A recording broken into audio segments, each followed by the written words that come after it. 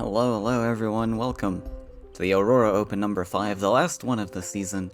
And today, we've got a tournament of 16 people. We're gonna get started with the round of 16 here against Zarok in this best of 3. Let's take a look at his lineup. We have a lot of green. So, I've brought another lineup today here that I haven't won with, at least in this current year of 2023. I think we will ban the red. I actually think my list is going to struggle a little bit against red. My lineup, I should say. I tried to account for it as much as possible, but I only had limited options to work with, and I stayed true to my word. I brought the red-yellow bird. Which is kind of a not amazing deck. So we'll just ban the red. The blue gets banned, which is a big deal when he's got all of these green lists, so we're gonna have to try and counter these some other way. I'm thinking probably the Twin Soul is the answer. And then apart from that, I mean, we can't really use burn into green, so it's just gonna have to be the angry. And angry I think is fine into green stuff as well, so we should be fine. Just depends which one we want to start with. So, I mean, I'm pretty sure that I'm not playing Burn ever, so I could use the Angry as sort of a scout, since I believe the Twin Soul will just be better. So let's start with Angry. And we see there's 3 dual-colored cards in there.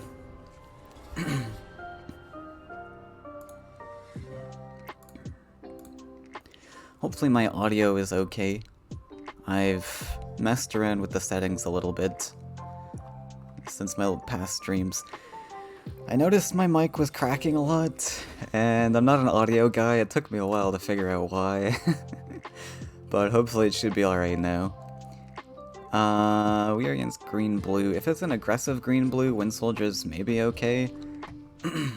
I mean, we've got a ton of Swarm in this deck. We could probably keep it.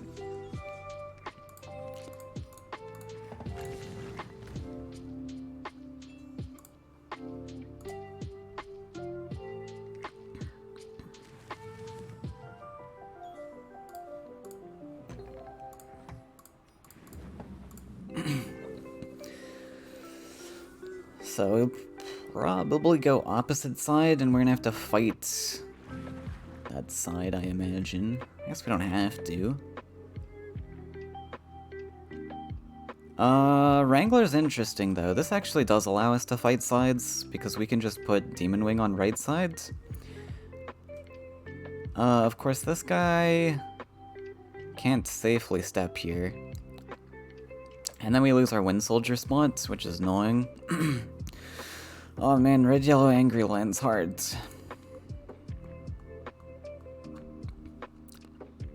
But let's just go for it. I think it's fine. We lose the 3-life stat line, but against green-blue it doesn't really matter. It's less resilient to toads now, but since he started with a forest center, it's gonna be a lot more difficult to get toads over. And we can even back this guy up anyways with the Fanatic, which is cool. Especially having that Demon Wing, we get to shift him off to the right side.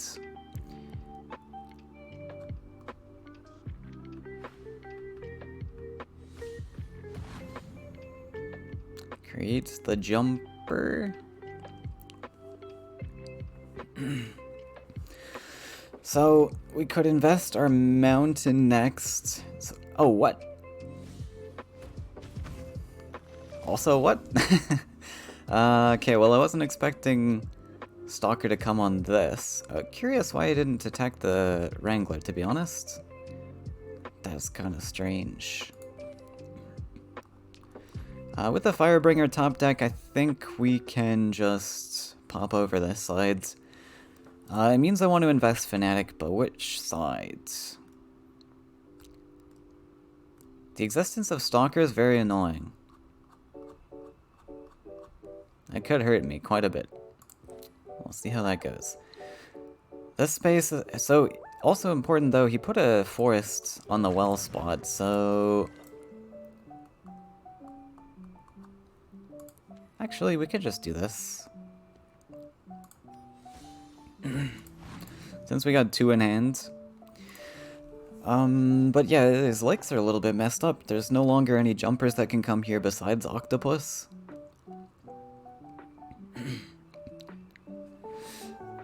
Of course, he can just put jumpers on my well, but I think I'm more fine with that.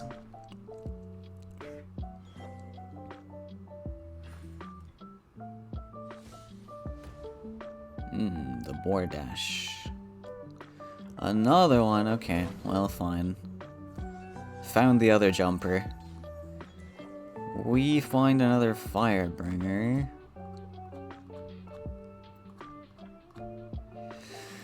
So we can just draw. Yeah, I'd have to build lands if I want to, like, hop over this or something.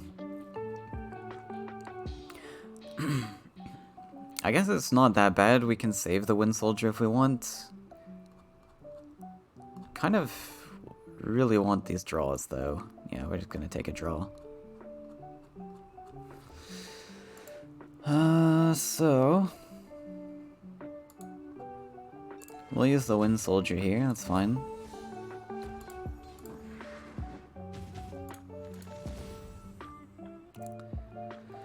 Next question is, he didn't have a Stalker there, I guess, but it's possible he draws into another one, which would be unfortunate.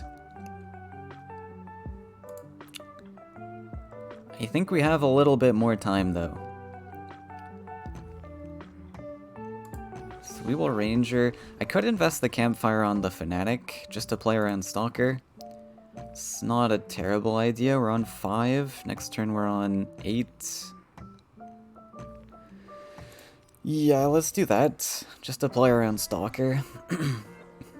I'd much rather this guy stay intact. And if the boar steps up, we get to maybe slap down a Firebringer if we want it.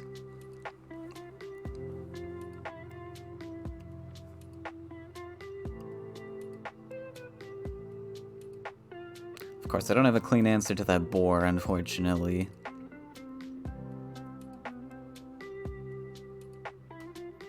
Is he debating a hunt down?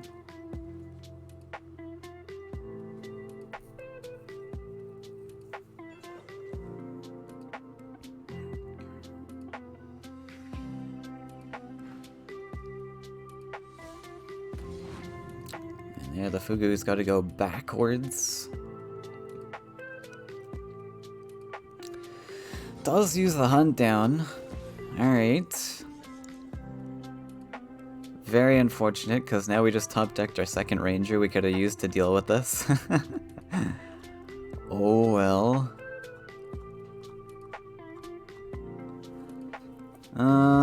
So these guys are gonna die to... That one was really annoying.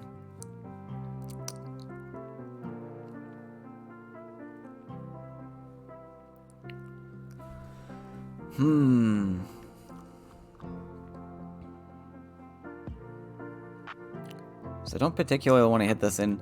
My lands are just kind of bad.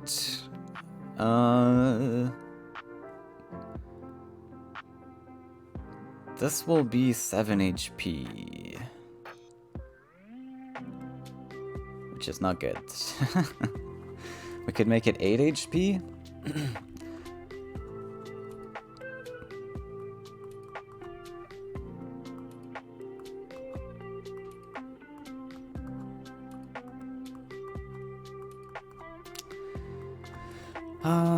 Let's draw. Yeah, let's just play more angry stuff. I think I'm cool with that. Another angry thing? Really want this collection, but we'll just do that. Kind of tight on land space. So both of those can get value traded, unfortunately, but I don't know if there's much I can do about that. I guess I did want this one backwards, because we can buff this, but you can't really reach anyways. I don't know.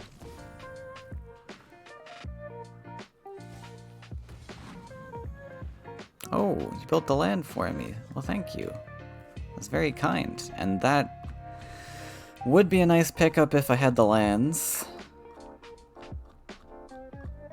I think we can go back and collect here, actually.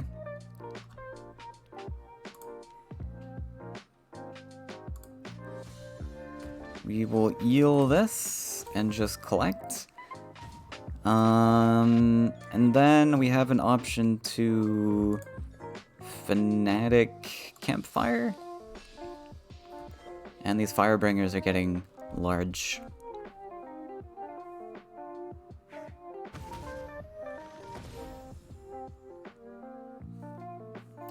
And Campfire works in both scenarios. We get to value trade this or kill the Mystic Beast.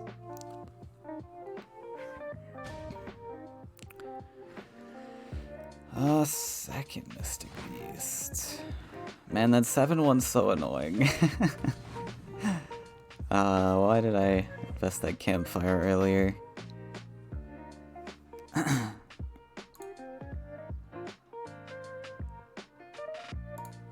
let's just go for this. Do I wrangle? Is the next question. Don't have a great option for wrangle. I guess Firebringer is still fine. This is 10 HP. Just kind of toss it into the fire though. Maybe I take a draw here. Move, Campfire. That cost me 4.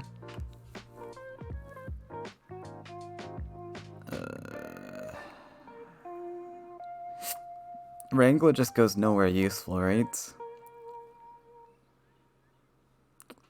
Because we have to put it in range. Draw.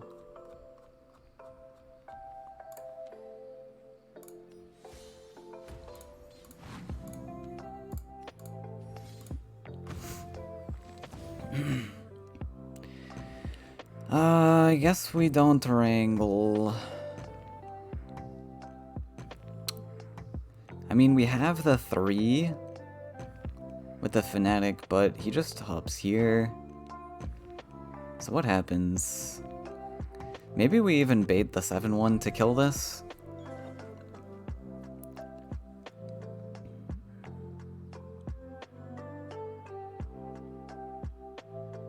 It's again just really weak to Stalker, but at least we get to follow up with something like Firebringer next turn, I guess.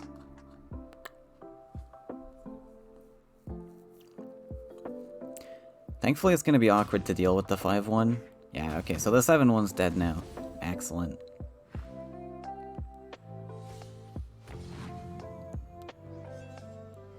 This makes for a better Wrangler then anyways. We can hop here, Wrangle, plus Firebringer now, and actually on 11 HP. 11 doesn't matter, I guess.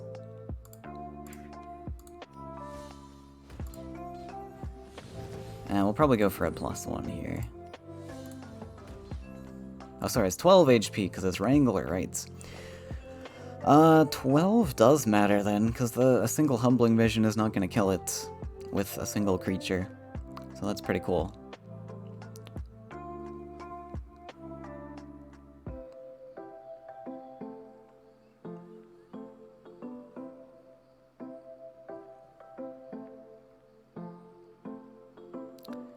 I probably have to worry about 3 Humbling Visions,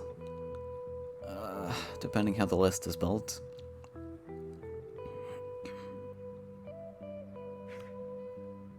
Oh no, value trade. There wasn't much I could do about that. I forgot to just hop over. I guess I could have just put the 3-2 on the mountain, taken 8 to the face. I would have been on 5. It's pretty spooky. No, sorry, I'd be on... Yeah, I'd be on 5. Probably don't want to be on 5 HP when he's got 5 attack creatures.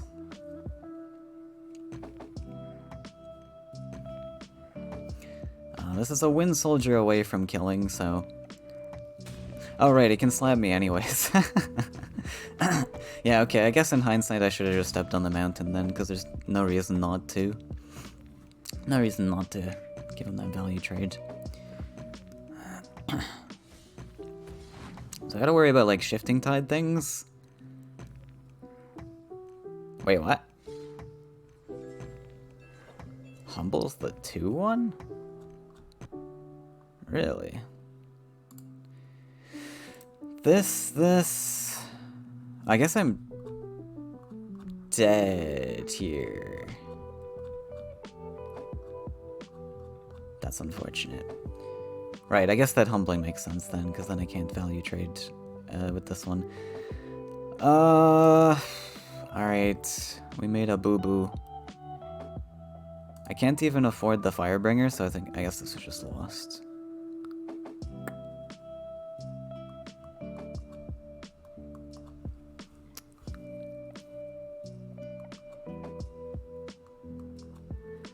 Draw into Wind Soldier does nothing. Actually, it does do something. So we'll draw for it. Okay.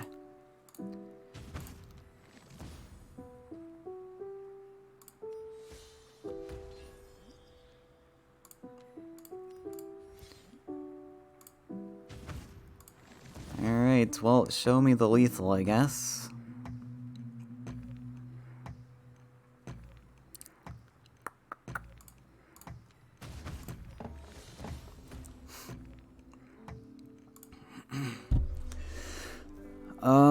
Wind Soldier there would have allowed me to keep the Demon Wing as a body blocker.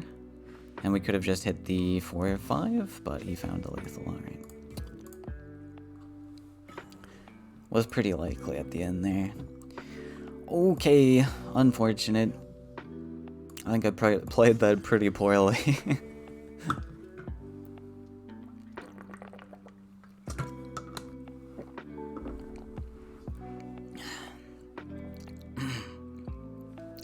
Alright, so this is a list I haven't really played before. So I'm gonna have to search up a deck list. This is a lizard list.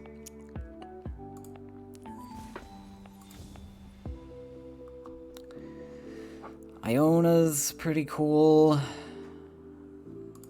I guess we want to find a lot of starting creatures in this matchup. This is like a flyers-based Twin Soul list. Soul Drain's not going to accomplish much.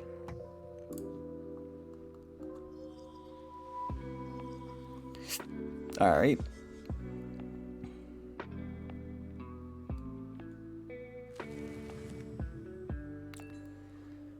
Now I don't know if I want Trident... I want Trident Diver to go opposite side. I could put him center. That gives jumping lands, but I think it's really actually important that I get this collecting. Stalker here is very unfortunate.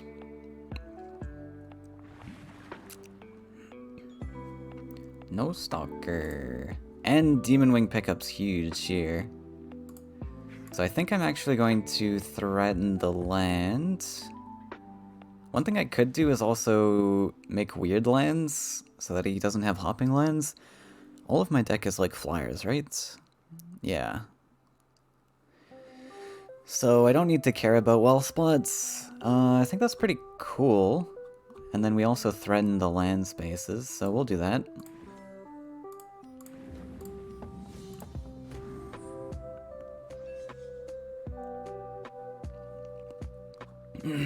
I could have even built the Explorer up, because I don't think this is going to do anything for me.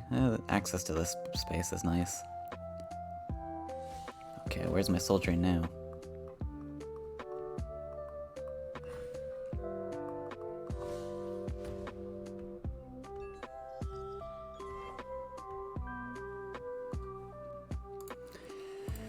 Okay, good little Triton Diver. So we can come back and drop an Iona.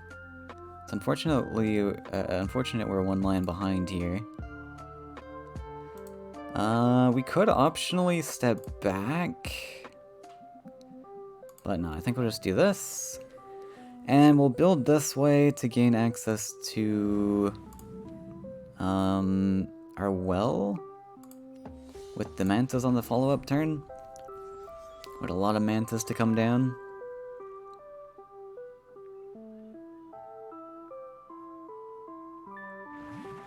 Oh, he's chasing. Oh no!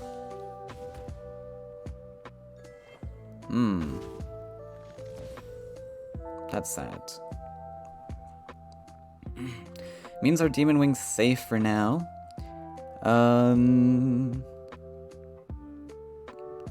Yeah, I'll take a step back there. So it also means I probably want to put a creature backwards. It's not going to be safe anyways with that sunken tower. But that's okay. So we will step up the 5-2, I suppose, in range.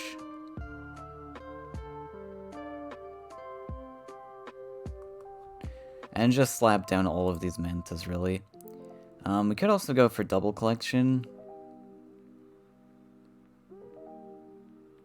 I guess we could just go for double collection. My list kind of wins in the late game, so if I slow play, it's absolutely fine.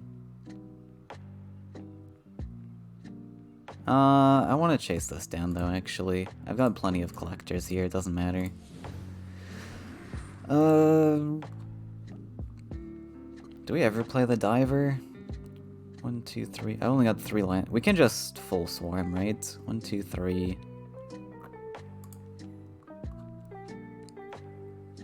I guess I just play the diver to get it out of my hand. Yeah, we're just gonna full swarm. There's no disadvantage to it against green-blue. It's absolutely fine. And then, so we're pretty much on our base land count now.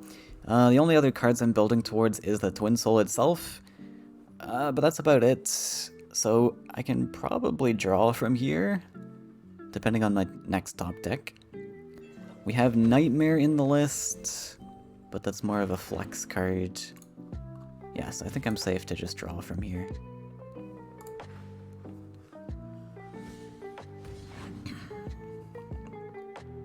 Finds a Mystic Beast.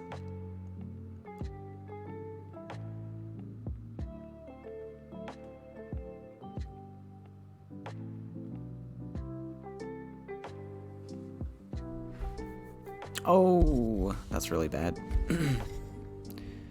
Great card.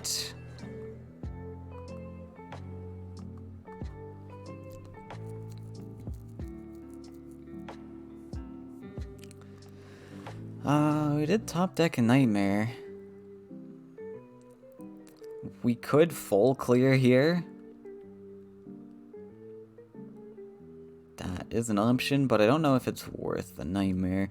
Well, this pretty much cost me 6 Faeria to kill. Normally. Maybe it is worth the Nightmare. Maybe we'll just go for that. And we get to set up a double collector as well. Yeah, it's probably worth it, to be honest.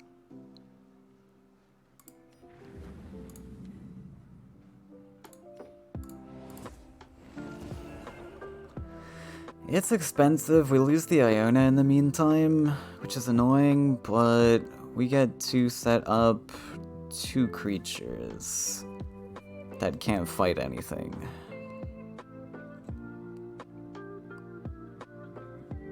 I think it's fine. So expensive, though.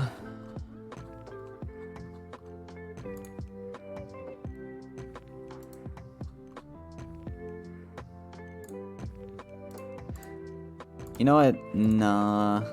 I'm not gonna do that. I am gonna do this, though.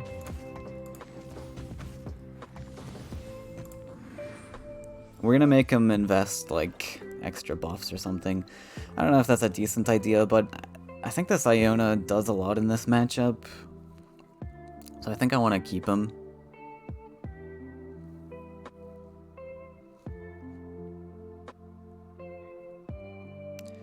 Because the only kill that Zarok has on this guy is a Humbling Vision. Mystic Beast.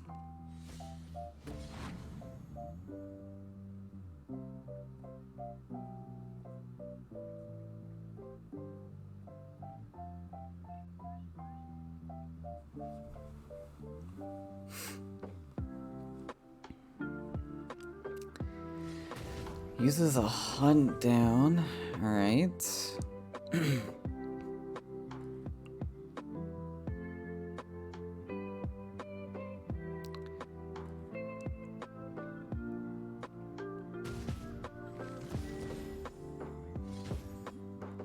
invest the buff over there. Okay, we got a Mystic, a Windborn Emissary. A Stanu.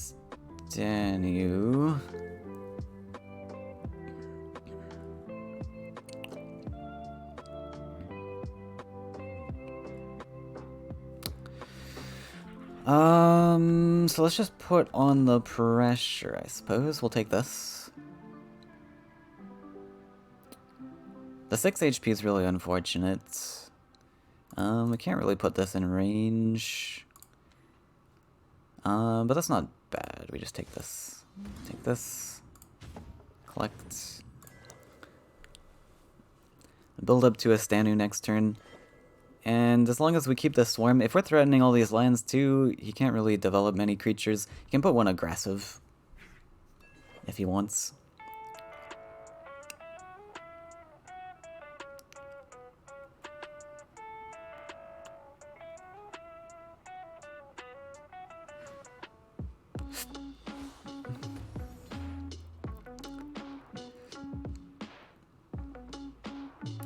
So unfortunately, a Stanu's a little bit risky now, though.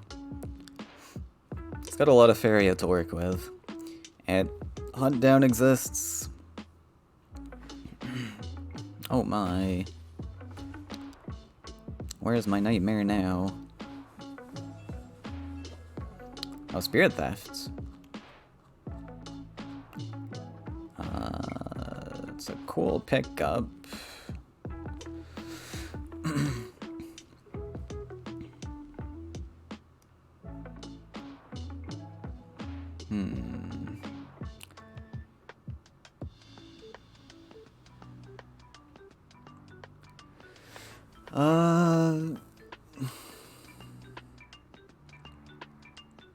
So we could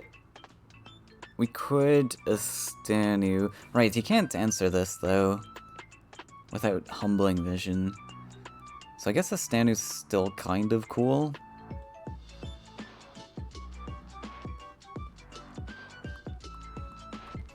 Oh, we have to put a Stanu in range though, in trade range.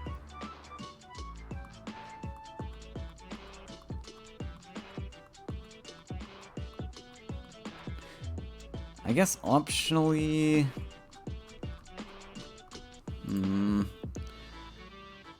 It's unfortunate. Okay, we have to do this. I think we're always doing this. And the question is, what happens next?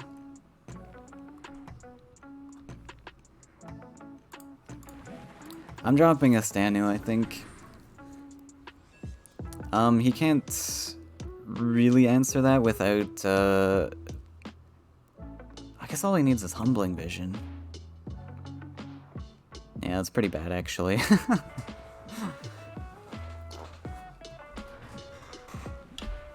Alright, if there's a Humbling Vision, I think we just lose this series.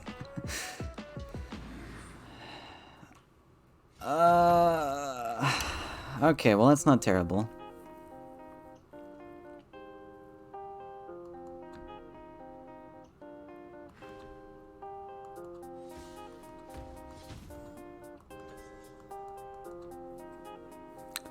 We can work with that. That was really bad. Oh.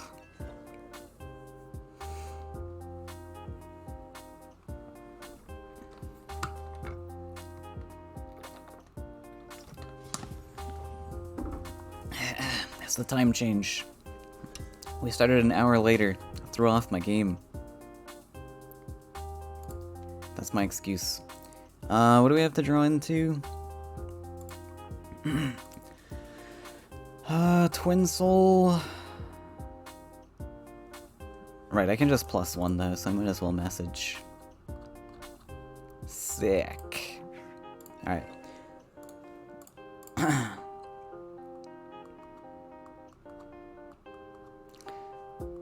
So what do we do with you guys? The 4-6 is kind of just sitting there in space, so I think we can put some aggro pressure here. Probably on this space to threaten the lake. And then we can put a second one backwards. Unless we want to put both of these aggro. Let's see, what can come here? We have the Celestial Tower, so I guess we don't need to care. We can just put both of these aggro.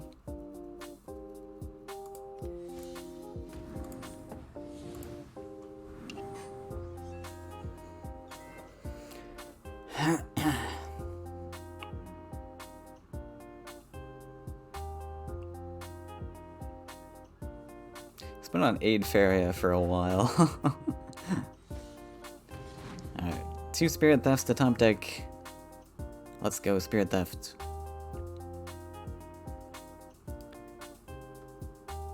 I haven't seen a single Humbling Vision from him so far. Maybe there's none. That's the 3rd Mystic Beast. Oh, very cool pickup. Now I just need the Spirit Theft.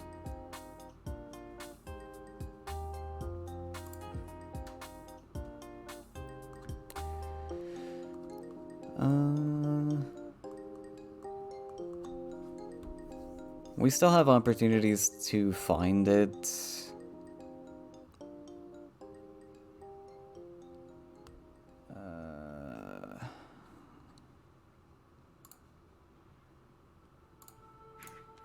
Yeah, that's fine. We will drop Demon Wing, and then probably just hit face. I don't want to play in trade range of this, though. I guess optionally we just step back. Because then he's got to build the lands.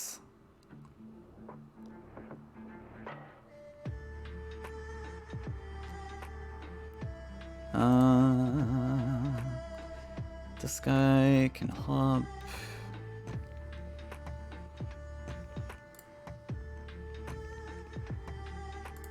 Yeah, let's just force him to build the lands.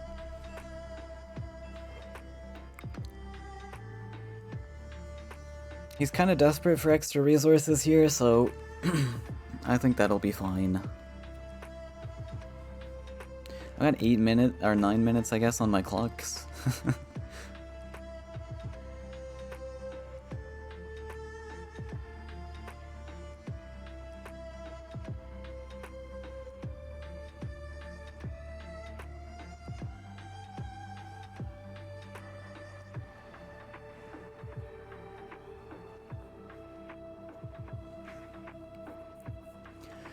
Does get to set up a double collector like that. I would almost like the Spirit Theft to go to left side now. Oh, okay. Wait, really? Wait, that makes my trade even better. I don't even need the Spirit Theft now. So, draw or Demon Wing aggro. Spirit Theft would be huge here. I think we're gonna draw. That is cool too.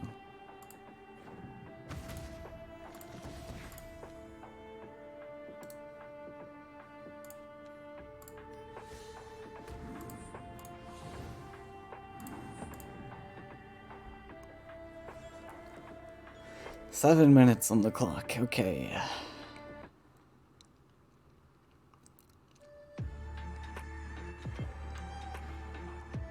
Grizzly. Grizzly, no grizzlying.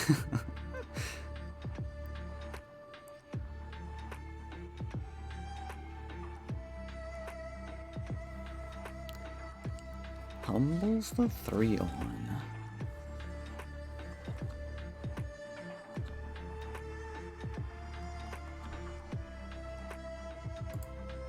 Alright, we need to take some face slaps now.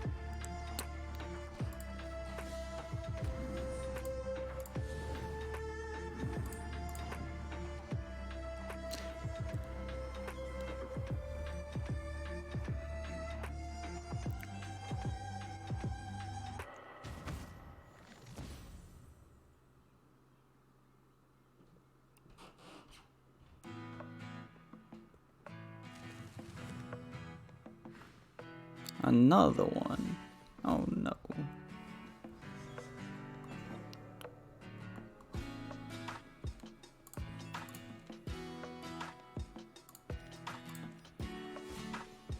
The sky is only the beginning.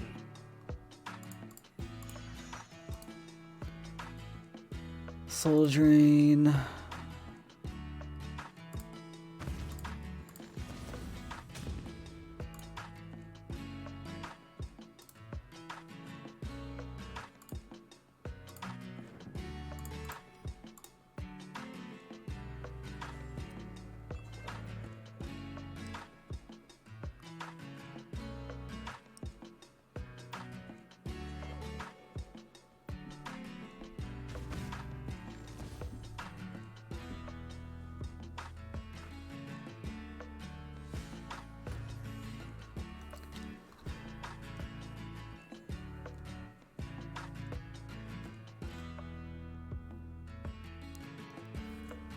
Okay. Can put on the pressure or do this.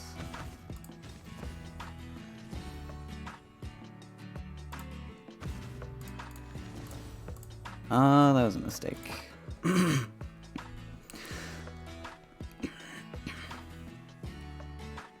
I could have played Emissary.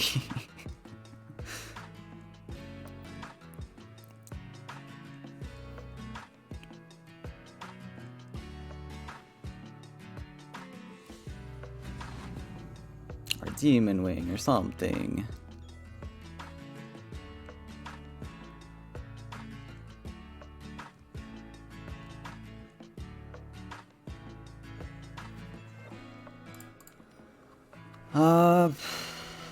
I'm gonna run out of time on the next match.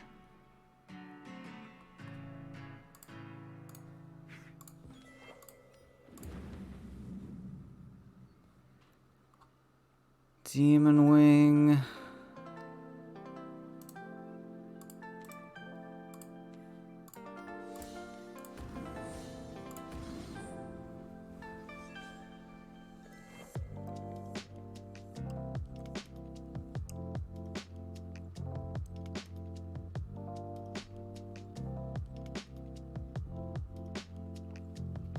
We're gonna have to play lightning fast on the next one.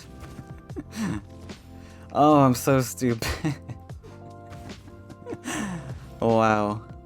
Not playing well today. This is embarrassingly bad. Wow, I just give up today. We're gonna cash in and go on to the next one. Apparently I can't play any Faeria today. Oh, that's so embarrassingly stupid. All of it. Well played, sir. That's all she wrote.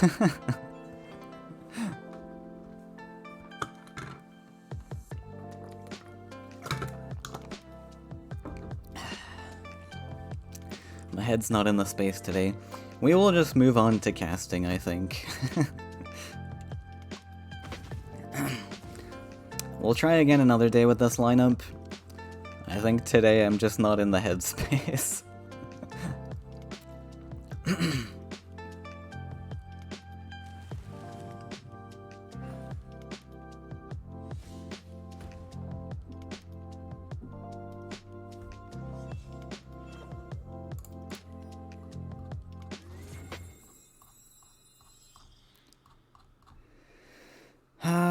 Spear.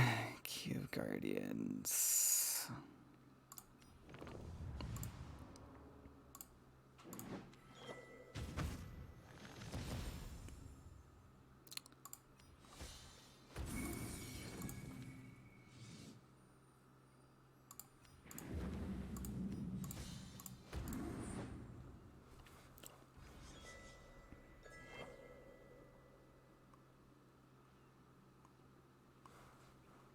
Pretty easily answered.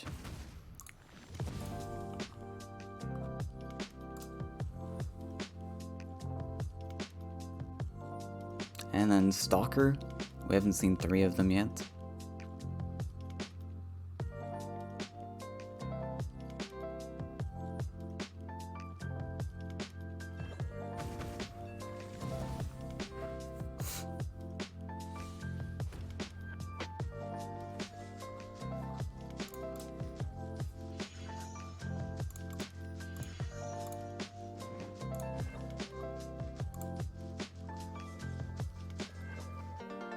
Yeah, we don't even have cards left to play in the deck.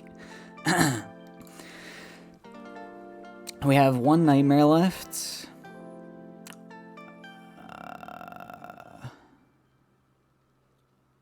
Maybe treasure maps. Yeah, I literally don't even have cards left to finish the game with.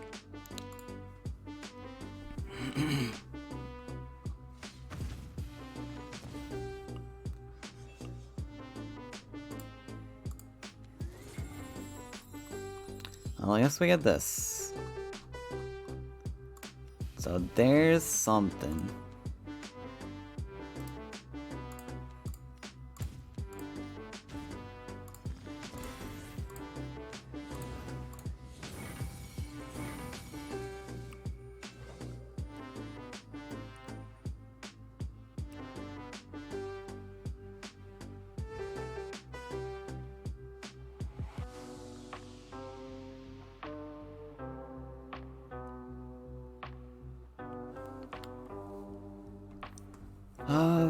We could make the octopus a 7/3, which is kind of cool.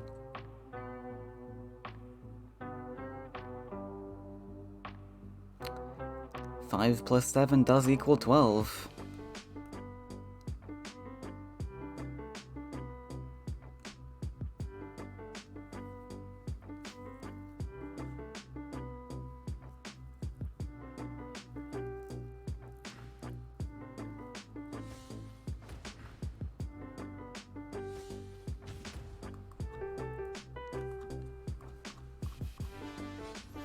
Oh my.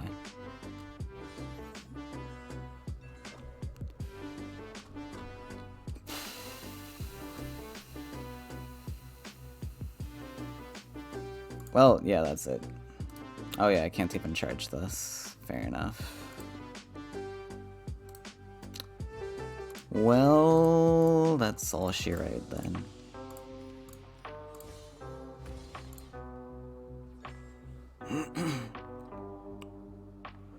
Fatigue! We're not gonna win on fatigue. Not when there's easily played aggressive creature. Unless he's got no creatures left in the deck. There's a Humbling Vision. So I guess if there's no creatures left, we do technically win. Right? We gotta find clean answers to all this stuff though. What's my last card? Nightmare? Wait, does that even work?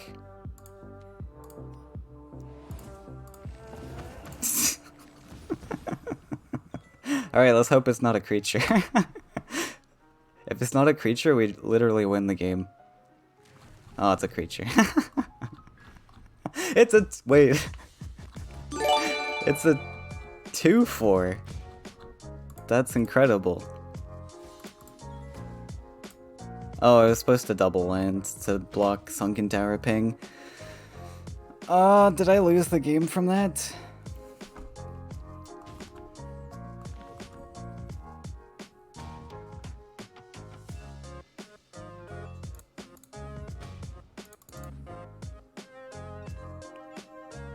Let's play it out. I think we did lose the game because of that. I mean, it might not have mattered.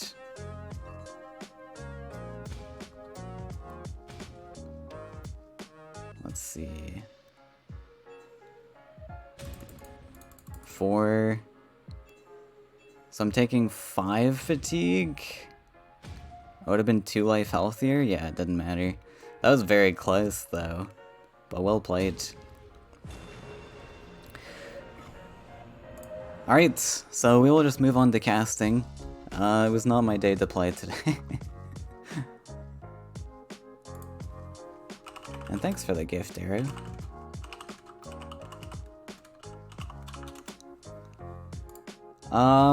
Yeah, completely played that horribly, so don't use any of that footage at all for your games. That was the worst playing I've ever done in my life. So we'll move on and cast whoever is ready next. Alright, let's get started.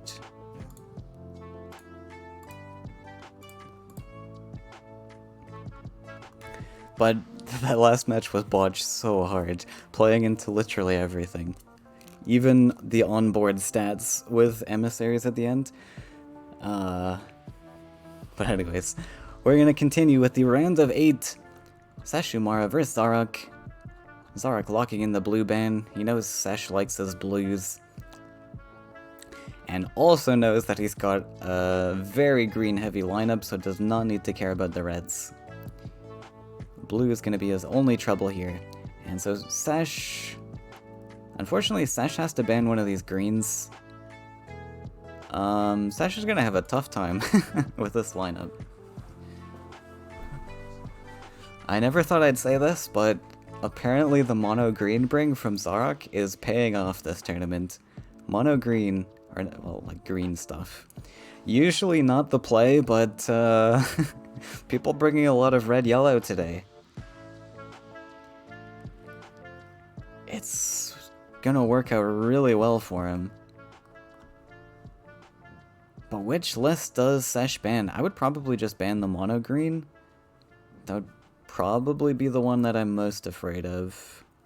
I mean, you do have the blue. Maybe you want to take out like a faster green-blue.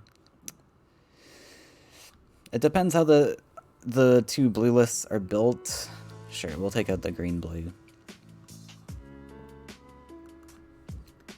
35. Now we know that this is the more tempo blue, green blue. I don't know if Sash knows that. I think he was watching in chat though. I did have Nightmare Lizards. I wanted to throw it away.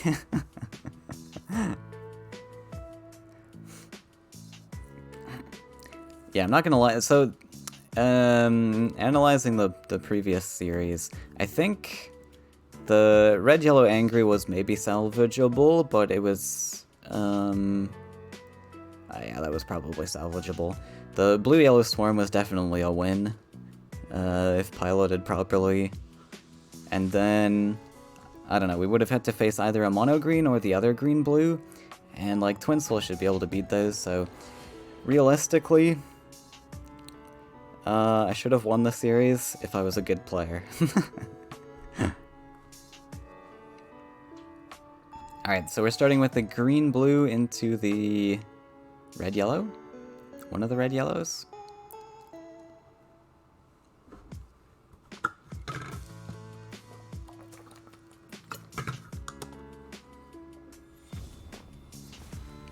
Oh, I had Nightmare on the bottom of my deck? True. True. I wanted to throw harder. I don't know, like I said, I'm not in the headspace today. The tournament surprisingly started an hour later because of time zone changes, or I mean daylight savings, and Belgium time is on a different daylight saving clock. So I woke up an hour earlier than I needed to, and I'm like, alright, I'll go back to bed.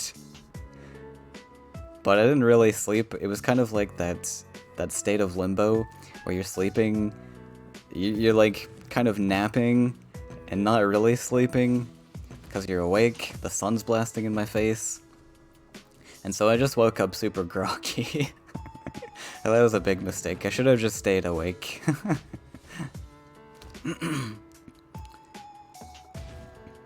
Face. Not gonna lie, Face is probably the place in this matchup. Sesh has a pretty desperate time here with a 8 life creature on board. We might as well just flame burst the Face. Unfortunately, if Runen's Guidance comes in the future, it's all over.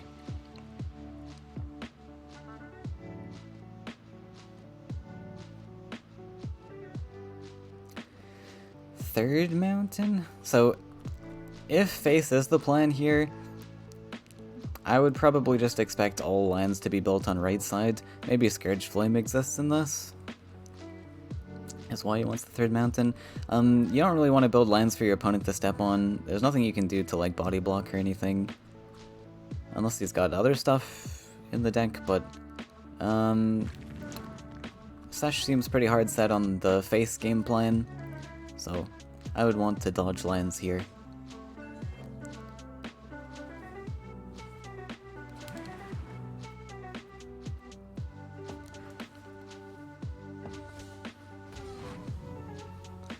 The Zordy never loses? Yeah, this tournament's all a lie. It's a figment of your imagination. We do have the option to double Wrath plus the ping, but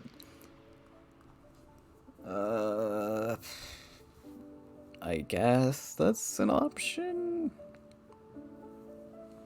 We could also Flame Burst Wrath. What's like more efficient? Flame Burst Wrath, I guess, gives us more damage in the future.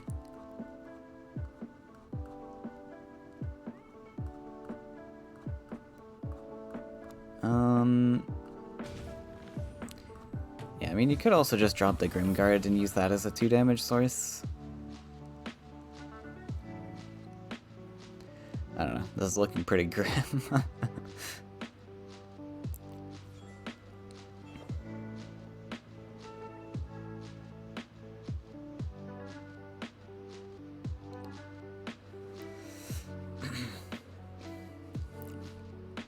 Sesh really needs to set up some 2 damage targets for these Wraths. Looks like Zarek's gonna slow play into Mystic Beast. Another one. That's actually perfect. It's a great top deck.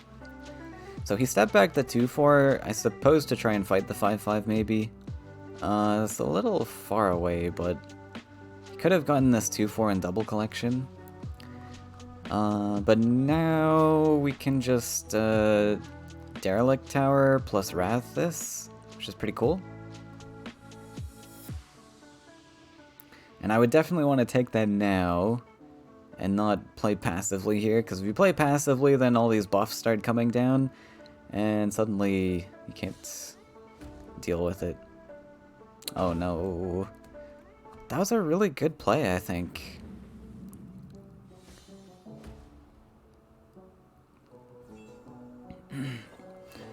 I guess it also doesn't matter. You're not like pressured into...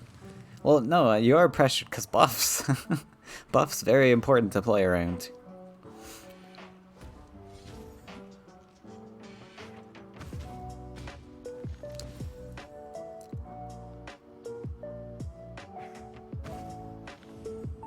Kills the Derelict Tower. Alright. Yeah, I think all this could have been avoided if we killed the creature. That's... fine, I guess.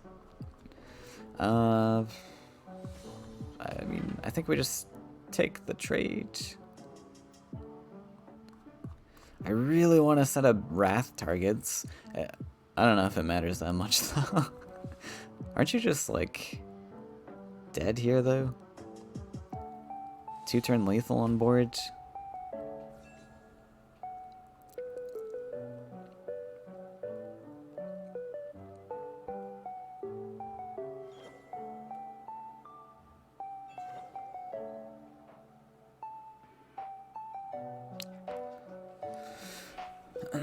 Wants to play the Sunken Tower? Where's the Sunken Tower going? Are we just going for value trades? I don't know about that. I think Sesh is pretty happy with Zara going for value trades there.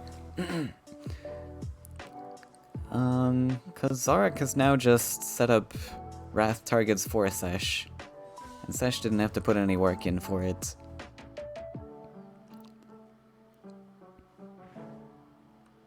Oh wow, we're going for a full clear. Okay.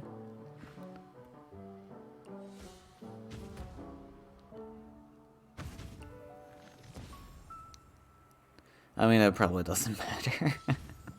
Okay, and we buff out of Wrath range anyways. It's just looking so dire for Sesh anyways, so who cares?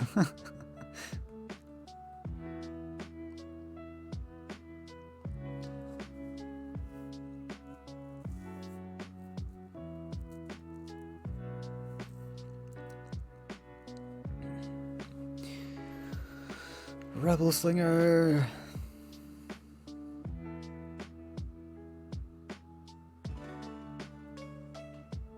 So Sesh also bringing the burn today.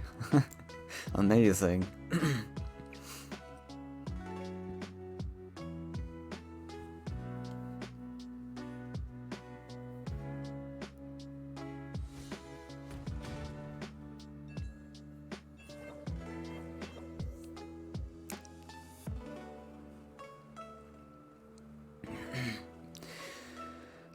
Finds a heal.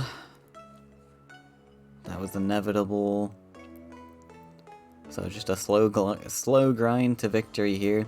So, I was saying Sesh's lineup was weak because of all the greens that Zarok had, but Sesh should actually be fine with the blue list he has probably.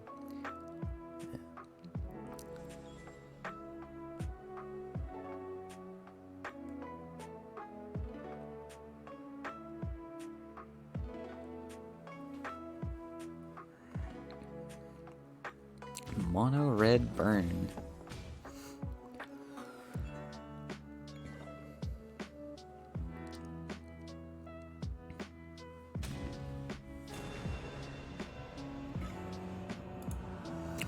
Still gonna be a challenge though. I mean, mono blue into blue green beast.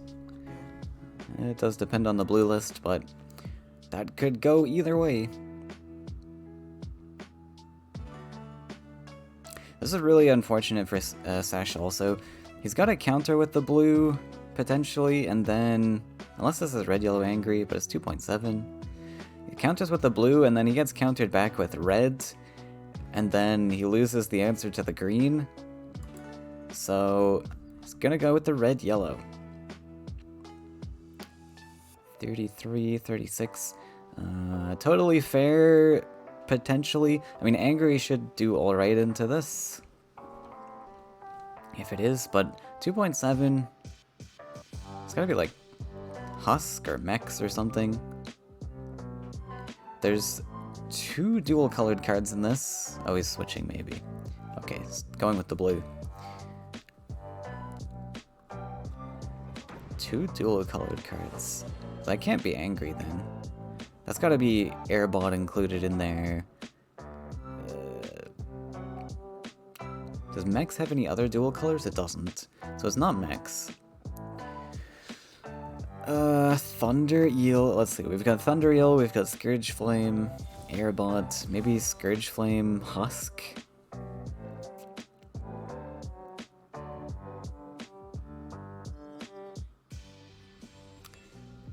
Classic Sesh opener, Prophet of Tides. But Zarok got a great opener here as well with the Grizzly. Turn 1 Grizzly. I'll take that. But we have Prophet of Tides into Mystic Beast. Goes for...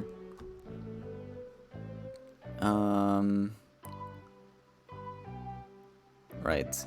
Yeah, this is not as good as it looks, I guess. And we're getting Deepwood Stalkered. It's pretty expensive, but we get to take out the double collector, which is nice.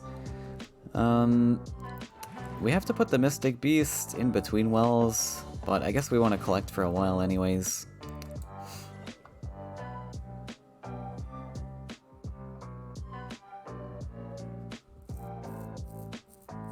Here we have a beautiful display of losing the game on turn 1 to a big old mean grizzly. Yeah, that last match was kind of brutal.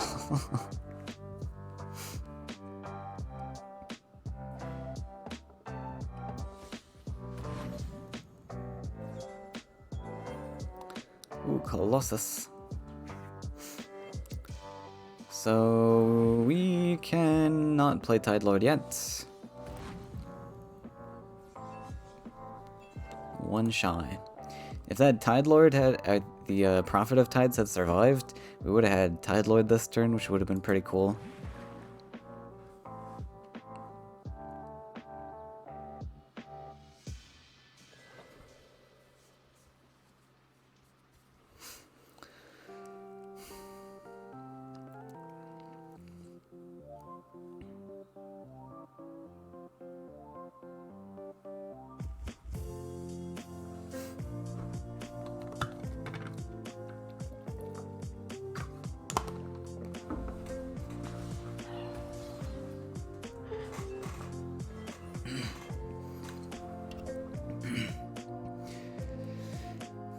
Is this a Frogify? We could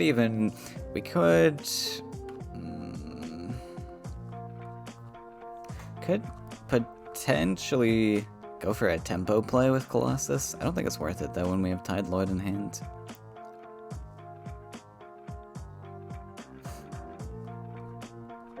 Yeah, maybe just Frogify Tide Lord. It's very expensive.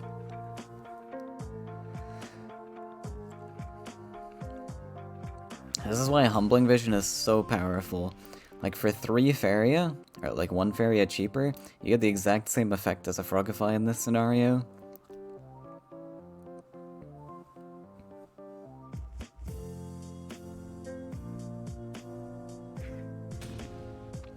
Slap's face?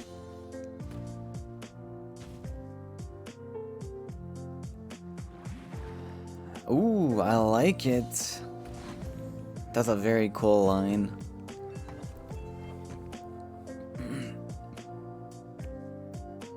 Body blocking with the 6/6. This is weak to a couple things, but Frogify also just sucks here. I like this line. Yeah, so it's weak to like land movement, but the Mystic Beast is weak to that anyways. It's weak to like hunt down. But I think overall a better scenario than playing the Frogify.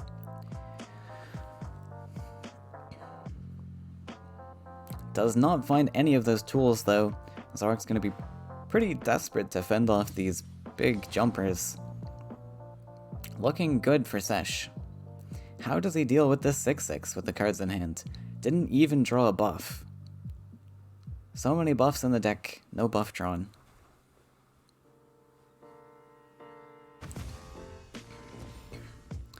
Gonna drop a 3/7 maybe? No, gonna just take the slap. That Tide Lord getting 8 Faeria worth of value. Insane.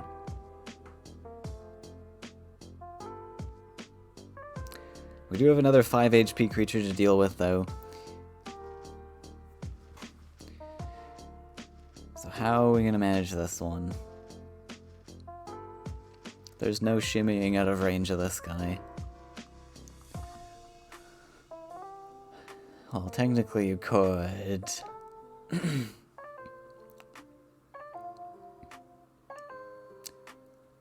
Let's do hop.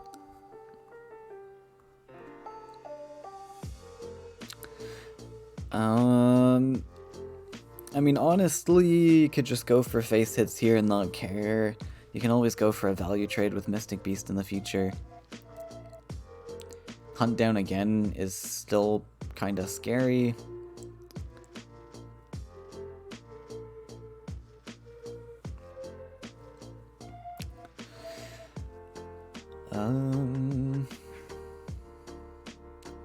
What does the hop do? Oh, we want Colossus value. Wait, we want to play Mystic Beast too? So we just produce another lake then, right? Yeah, that's pretty cool.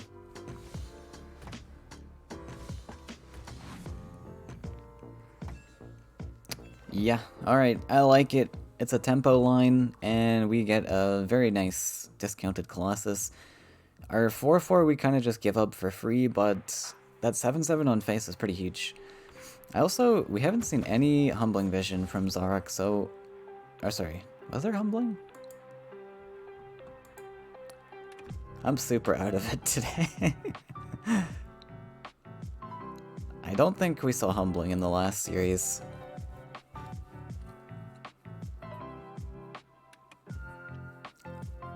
Yeah, you just dropped a giant Deepwood Stalker with a bunch of buffs. So that's pretty cool. 7-7s are very good then.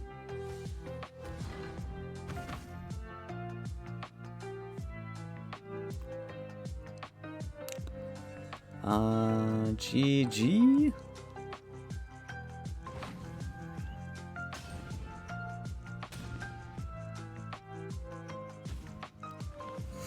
And Sesh finds the lethal. This was the match that Sesh needed to win, though, to preserve himself in this series. So the next tricky matchup is going to be the red counter. Because Sesh really wants this blue to stick around to fight the green.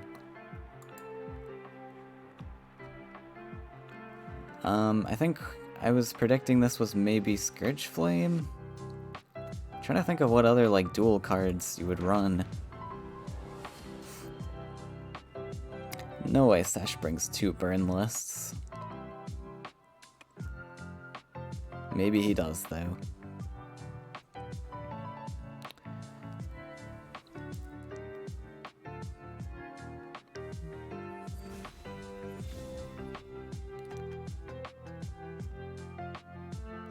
Oh, there are Volleys in this list, and a Beirut. Interesting. So that means no healing, but that also means that Sesh has a great matchup into this. With that Beirut in the opening hand? That's actually insane.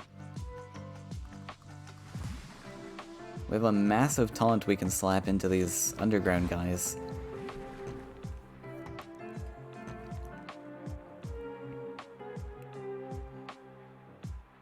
That's looking good, especially if Zarok chooses to fight here. I think fighting is a big mistake. Even if you're not predicting a Beirut coming down, this is just giving your opponent an opportunity to Aurora you in the future.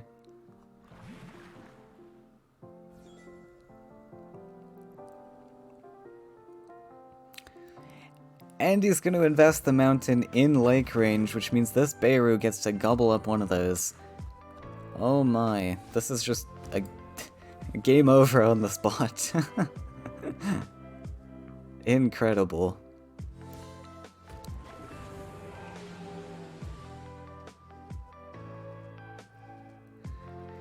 Gonna maybe swap sides. Copter can come down to get some value.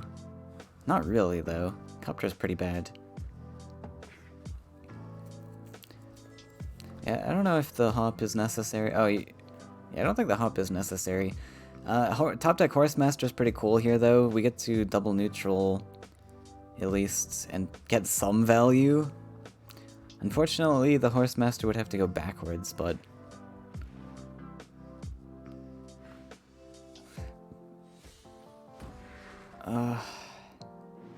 we threaten the face hit here.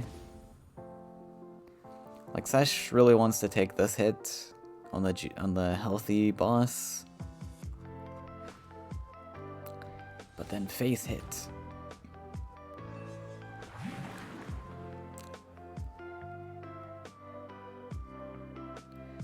We do actually just have the volley we can answer with.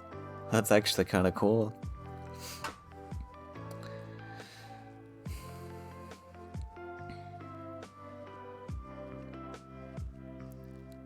Can we do volley plus toads? That's 7, 6, 7, yeah. If we collect, grab this. Oh, we can't put the toads anywhere though.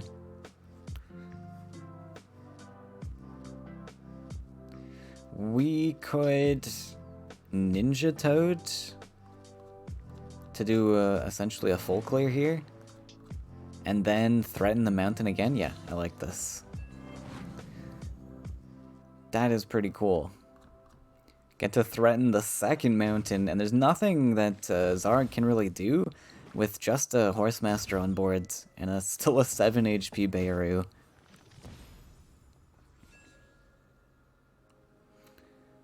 Ah, there is Firestorm, so he did play around the Firestorm that last turn.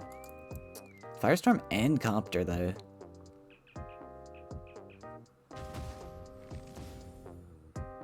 Still get to play the Copter with that one wild requirement. Oh, wait, we have a clear. Oh, we have Copter Wrath. Interesting. I didn't think we'd have the numbers. Well, there you go. Suddenly the game is not looking too bad for Zarak because Sesh's follow-up play is the Battletoads here, which just gets Firestormed, and with a Rakoa on board, collecting, Zarak gets to snowball this very advantage, like 2 extra turns, which is crazy. Oh, sorry, we can't afford it. Right, this costs 3 mountains, which we've lost. Sad. Alright, not the end of the world. I don't know... Okay, we're playing out of Ninja Toad range. Fair enough, I guess. Mystic Beast coming down, that's gonna get a Firestorm, I guess.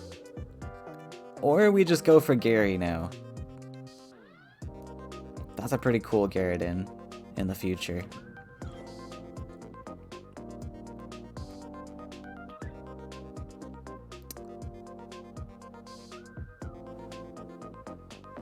What are the other options? It's gotta just be Garrett, and I don't think you have any other options. Unfortunately. But unfortunately also +1ing is very telling to the Garrett-in. I think Sesh can now safely play around this with the command here. Just go command Toad. I think Zarak... Oh, he's playing into it though. I think Zarak though should have gone for something like... I don't know, a land build or a draw or something. I don't know, something to make your opponent think you don't have Garrett-in. I guess it doesn't really matter though. Sesh just drops this Tide Lord, and it doesn't even matter. Garrett-in doesn't help. So fair enough, I guess Sesh doesn't even need to play into it. Though I think the command, you could have actually still commanded and Tide Lorded. Because the frog would have gotten to survive. Yeah, so I still liked investing the command there. That was pretty telling that there was a Gary in hand. Sometimes you don't think about it, though. There's a lot of different cards to play around in Faeria. We can also, instead of Gary, I guess... Firestorm. Wait, we have Firestorm, Flame Burst.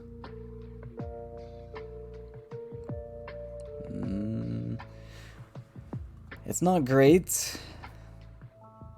We can see Sesh's hand though, and there's no creatures in hand currently. Firestorm, Flame Burst is technically more efficient than the Gary. I don't know. Like, you get to kill all this stuff with a Firestorm, Flame Burst, and stop the collections. As opposed to... yeah, we're just gonna go for it. As opposed to the Garrett-in, which essentially does the same thing, but then you also give your opponent a collection. You don't get the creature either way.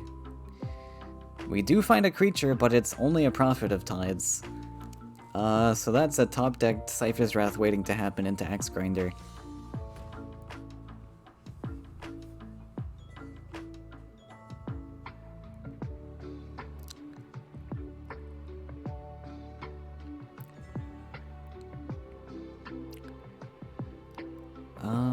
We might be able to build up Garridan again.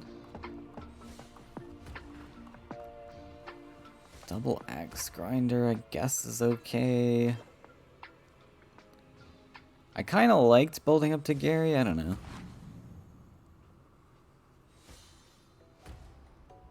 Gary was kind of cool. Like, this one's really weak to Ninja Toads. Then you just got this Axe Grinder sitting in space here.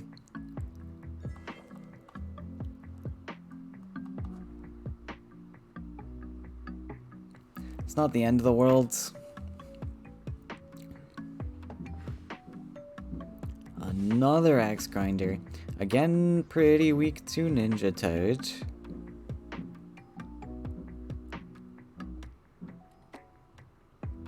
But I guess we don't want to play the Brigand, so fair enough.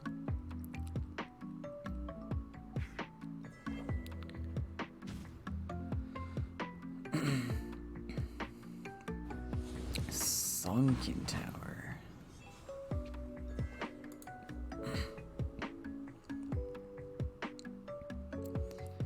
Horsemaster's neat here. We get to take a value trade plus Horsemaster.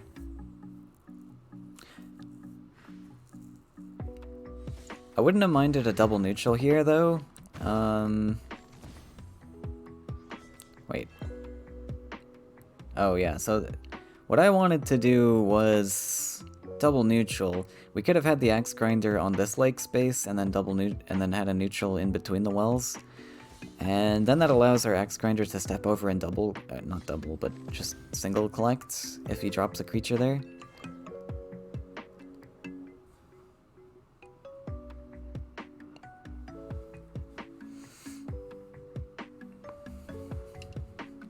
A lot of back and forth here, though. The Beirut helped a lot, but Zarox managed to hang on. And these volleys, of course, not helping a lot. This will be decent into Copter, though, if it's drawn in the future. We've seen both Copter and Firestorm. There might not be too many Copters in Zarox's list then, though. So drops the 2-3... Trying to set up Shaker play with the Horsemaster. I think Sash is going to play into it too, because I don't really see a big reason not to play into it.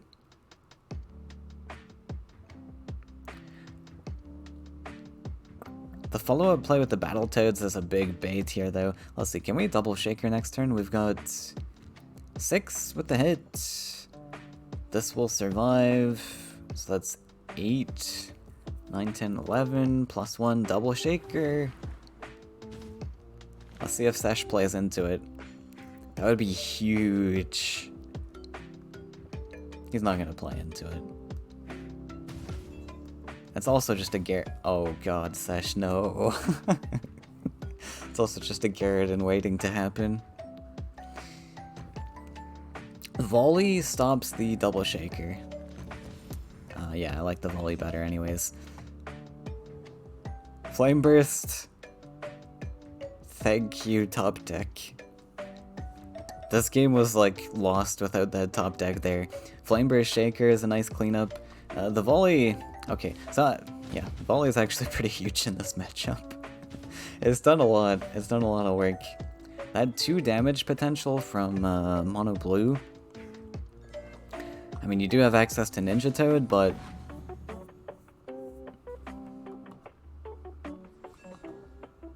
more 2 damage sources.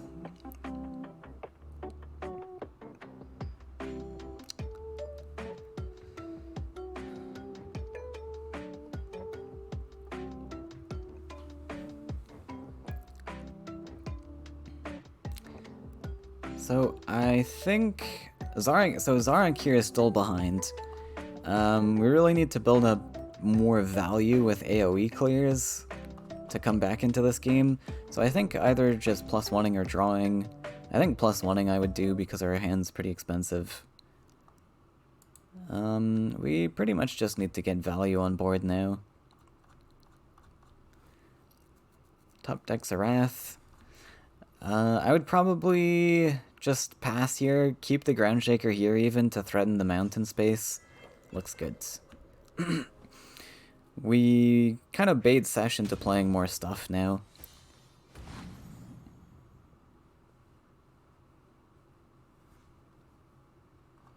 We did go for the draw instead of the +1. I think both options are valid. I did prefer the +1, just to have more resources to work with, but another good thing to do is calculate thresholds. Like, we are technically still on Garrison here. And Sesh investing more tutus. That is a Garrison.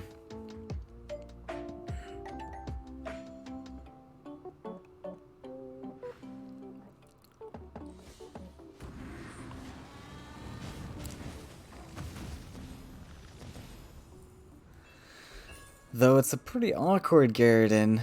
This gets to be countered hard with just a body blocker. I kind of didn't mind the Gary in range. You get Humbling Vision then, but that's all of Sesh's Faeria. Yeah, I think I really preferred the Gary in range, because the collection threaten is just so much more than what this is doing. I think Sesh's best play here is just to slap a Colossus maybe down here. Maybe.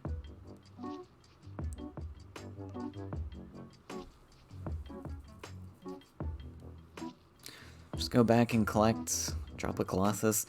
The Colossus, of course, is going to be just kind of floating here when the 6/6 zips away, but like the 6/6 is kind of just not able to go anywhere relevant when the Colossus drops. You can't really go face because the 7/7 is still threatening you. Okay, we're just going to go face.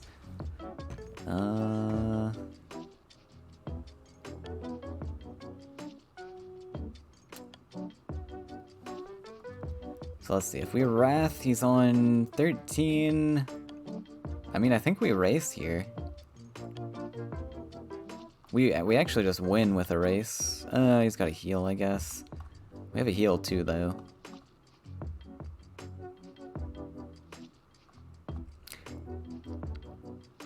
What's your other option, though?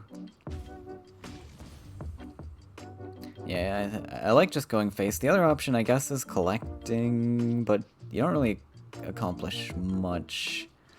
Can't do anything with the extra Faeria. I think we just pressure face. This forces a command investment from Sesh, because you also just have lethal in hand, right? As long as you +1 here. With that shaker. So just +1 face looks good. Collecting means we would go for some sort of play with Laya.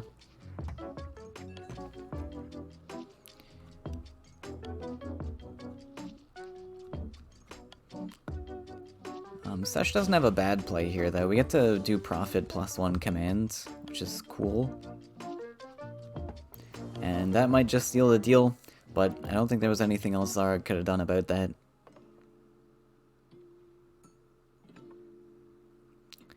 Not anything game-winning, at least. Oh, sorry, we still have the heal. Okay, it's not over. We have the heal. It's gonna offset the Prophet of Tides. And there is, I don't think, any card in Sesh's deck that can come back from this except a heal. He needs to top deck a heal. Or Frogify. Ooh, that's a tough call. I think we have to Frogify here. I don't think we can hope for a top deck command. Frogify is like an out you have. You lose to Flame Burst, of course, but it's an option you have right now instead of hoping to top deck a, what, 1 in 8 chance of finding your second command, maybe? Actually, if we calculated the numbers, we could calculate that. Because we've seen 2 volleys already and 1 command. So there might not even be command left in the deck.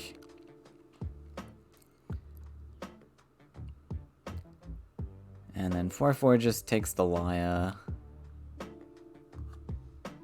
Thankfully, the heal from Laya doesn't matter with the 7-7.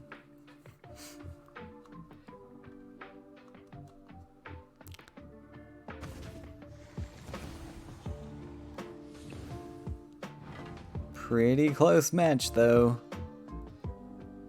So we need to top deck, well, Flame Burst. Flame Burst or Command works. Okay. Don't find it. Really close match. This was also... this match decided the whole series, I think. Because like I said, if Sesh lost this match, he would have had nothing to counter the mono green from Zarok.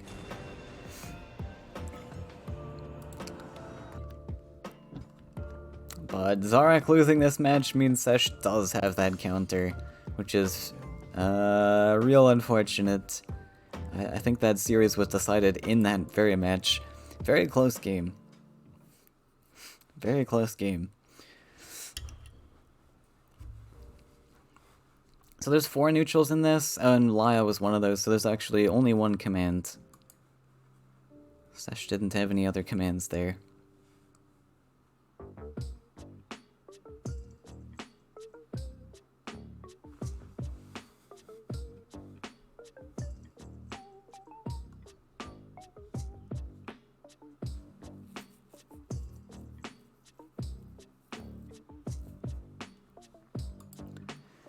Let's see what this green can do. It's probably a Beastmaster. 3.5 and 3 neutrals is looking like Beastmaster numbers.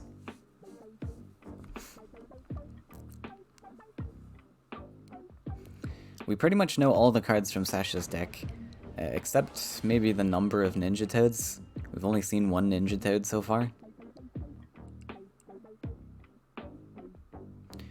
And we saw 1 Frogify.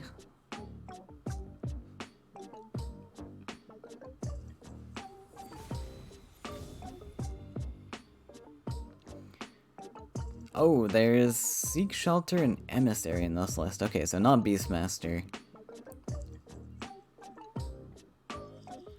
I suppose it could still be, I guess.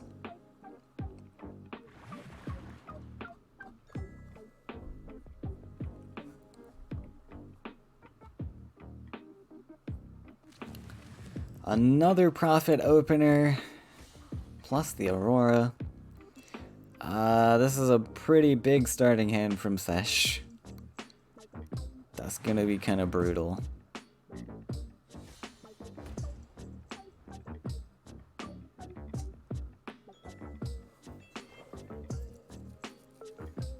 And the Mystic Beast even. We're gonna see a Stalker. I think probably I want to see the Seek Shelter first. We can't play anything else anyways. Might as well Seek. No, we want this 4-2 gone. Get out of here. Yeah, I mean, taking out a double collector is cool, but at the cost of losing our own collector? I don't know if I like that. I kind of almost preferred setting up the boar. I at least wanted to see what the Seek Shelter had to offer, but boar was kind of cool. Wait, we don't invest the Explorer here? What are we worried about? Was not Explorer Forest pretty cool? Are we worried about a taunt, I guess? Alright, only pick there was really Swordfish. Unfortunately, Swordfish is not good enough. We had a lot of 4 attack creatures here. Wow, this list is just full of 4-attack creatures. Which is unfortunate with the 5-life creatures. They're good into Triton warriors, at least. Okay. This is not terrible, though, with the Aurora here. We get to pre-hit and Aurora, which is pretty cool.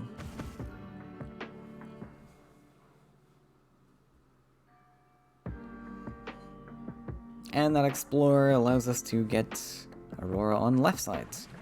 Not bad. Would you like some tea?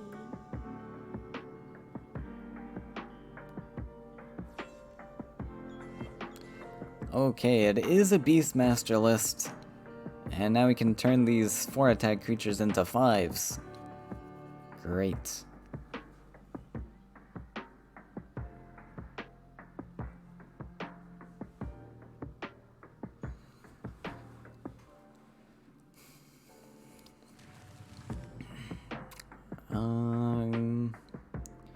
Gonna try to find a living willow off the Seek Shelter to feed into. Let's go, living willow. Doesn't find it. I guess we just take the Ogre Battler here. Taram's a little far away. Not something you want to play into blue either. I mean, you don't want to play Ogre Battler into blue, but Defender of the Homeland is so terrible. So that's a pretty bad Seek Shelter. Oh, we're thinking of feeding the 4/5?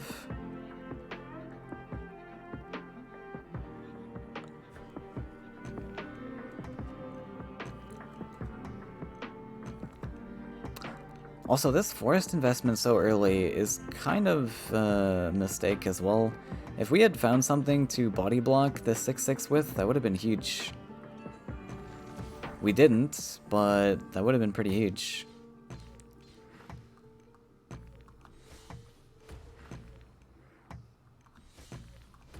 Oh wait, this is a 6/7. Yeah, why didn't we just body block with this guy? We could have saved our swordfish, right? Because we had both of these in hand. Yeah, I think we just lost that swordfish for no reason. That's really unfortunate.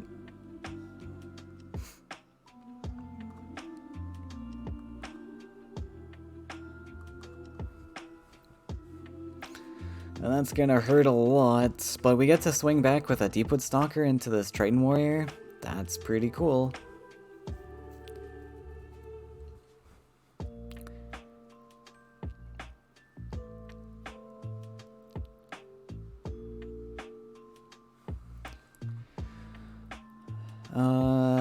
What's the play for Sashir? If we want to, we can kill this with command. It's probably worth it. We can kill this with command and then follow up Mystic Beasts, follow up Prophet of Tides. No, we're just gonna do nothing. Let Zarag come to you.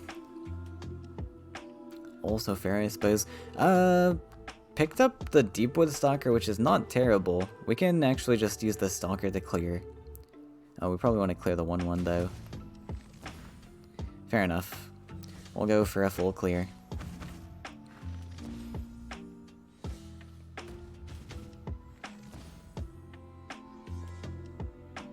And command's not looking too good here anymore. I guess we command with the Mystic Beast, that's fine too. Yeah, never mind, that's looking good. So, one thing also, if you're playing a Beastmaster list, typically they don't run very many buffs. So you can kind of get away with playing in trade range of things a lot more often. Command usually exists, but it's usually only a 2 of. Oh, wow. Or we just solve all our problems with Destructive Volley. That works too. Oh no. Okay, teleport doesn't do anything here, actually.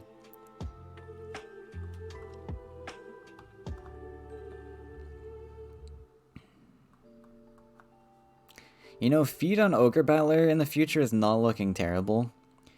Just because I probably don't want this creature invested on the board when Frogify exists. I think we would just pass here. Step up the 2-3.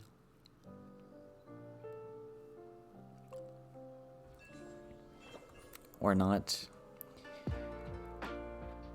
I don't think there was a disadvantage to stepping up. I mean, this is just always going to be able to threaten the 2-2. But we missed the threaten. Sesh gets to set up a free Battletoads.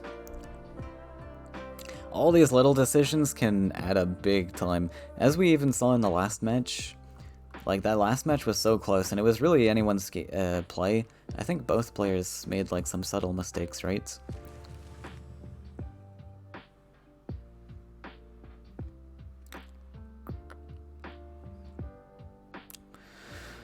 And that can happen here, too, because we wouldn't have had to invest the teleport here.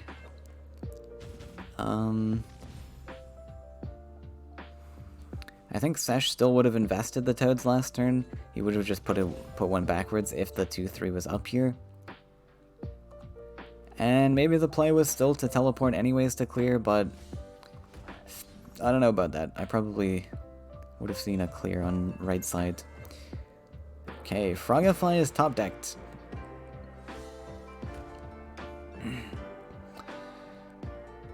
Ooh. Ooh, there's some interesting cards coming down here. We have a command. Oh wait, what happened to the feet? Oh, we fed the 2-4. Yeah, so we found the command. Now I'm guessing Ogre Battler's coming down here. That's just gonna hurt so much when the Frogify hits. Oh, we can also just go for Beastmaster Golem. I like that a lot better. And this one I'm not as sad about getting Frogified. So I like this a lot better. This was a lot less of an investment. 5 Faeria instead of 8. And we get the Frogify out of hand, we can now play the Ogre Battler a little more safely. Of course, we still have to answer this 7-7 somehow, and we don't want to answer it with the Battler, but we take what we can get.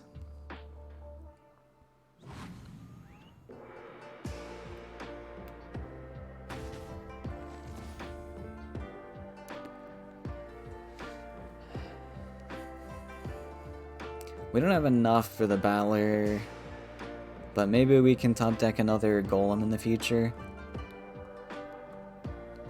Can go back collect. So we're on 6. 5 if we take a draw. Oof. Yeah, that's pretty good. It's a pretty good pickup. And we want to make sure to step these Beastmasters out of this guy's range. Pretty cool.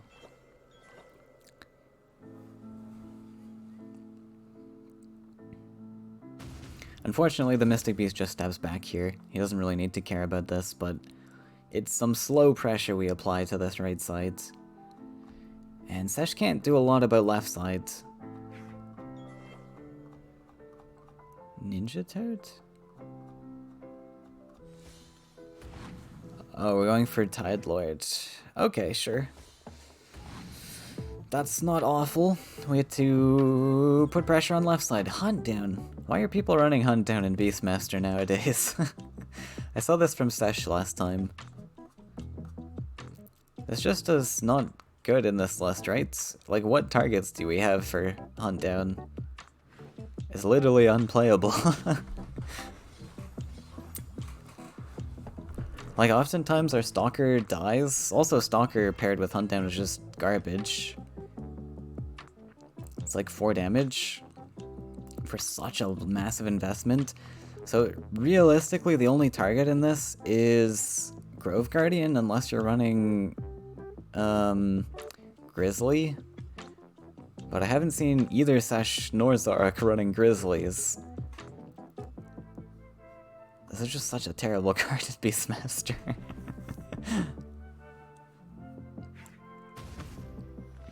You are tiny.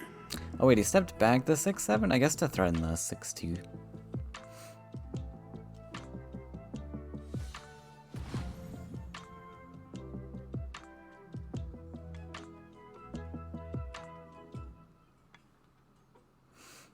Oh, Warwick brought up a good point. Yeah, the Laya was on the well that one turn. He could have been summoned not on the well to have the taunt in range. True. But that isn't what it says in the tutorial. You're right, Lizard. Abraham knows what they're talking about.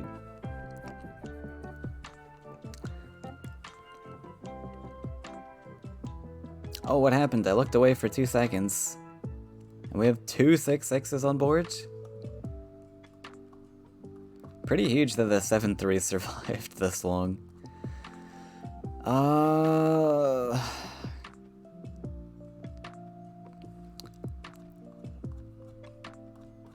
that's pretty tricky. I almost might use the Beastmaster to take this guy out. I kind of want a Grove Color right side here. It's just too good not to. And it's fine. We don't really need the Beastmaster anymore anyways. It's kind of done its job. So what I want to do here is protect my Golem. Didn't like that. I really wanted to pre-hit here, sidestep the 7-6 so that it's out of range of the Colossus.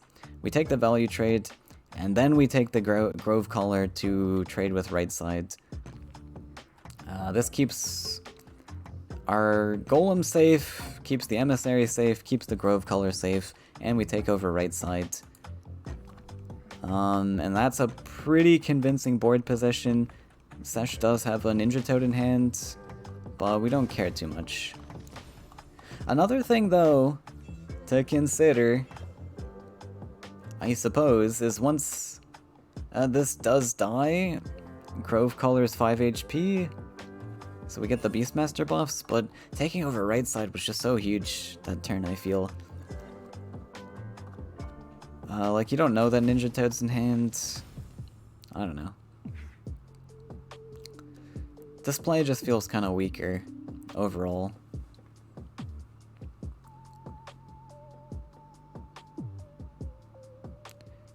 I don't know how much more value the Beastmaster is gonna get. Especially with second Beastmaster in hand, Grove Color, and an Ogre Battler that you don't really want to play without feeds. Hunt down target! We found it! Actually worth here?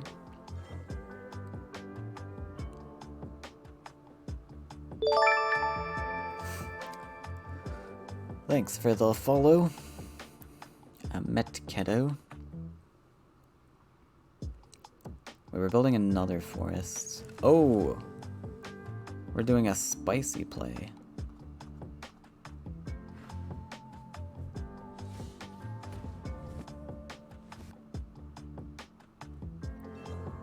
Right, okay. Yeah, the teleport makes sense here. That's what we were building towards. But, like, what's this forest for? We didn't have to do that. Right? Wait. Oh wait, Mystic Beast was here. Sorry, I'm blind. Yeah, okay. I'm sleepy. I need some coffee.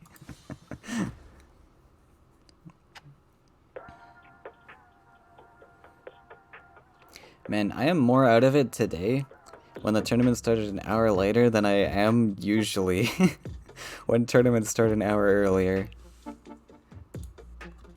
It's like that, you have to find that sweet spot of sleep where you wake up not too early but not too late. Something to do with your sleep cycle where you like, or I don't know. I don't understand sleep that much, but I know there's like these cycles you go through, and you have to wake up at the perfect moments, or else you start another cycle and then you just get super groggy from it.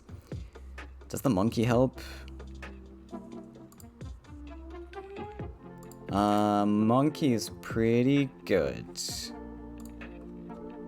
Wait, is our 2-4 active?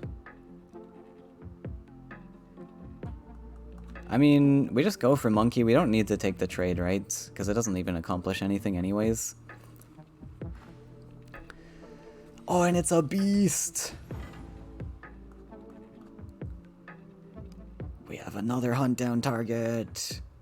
Incredible. Big, big, big, big. And this isn't even too terrible a Frogify for Zarok. Once again, Zarok's finding more baits for the Frogifys. I say baits, like they're still good Frogifys, but they haven't been awful. Not as awful as it would be when an Ogre Battler comes down. And honestly, I'd be pretty convinced now with playing Battler, just straight up, without feed. Now that we've seen 2 Frogifys from our opponent. Sash has 2 blue decks. He might not be running triple Frogifys. He still might be, so, you know, value that risk versus reward, but if we've got nothing else to play, Battler doesn't look terrible in our future.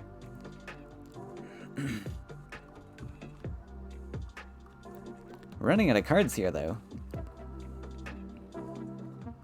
This is the last match, right? Sash has one more list, but it's almost pretty convincing that it gets hard countered by this, so this is essentially the last match.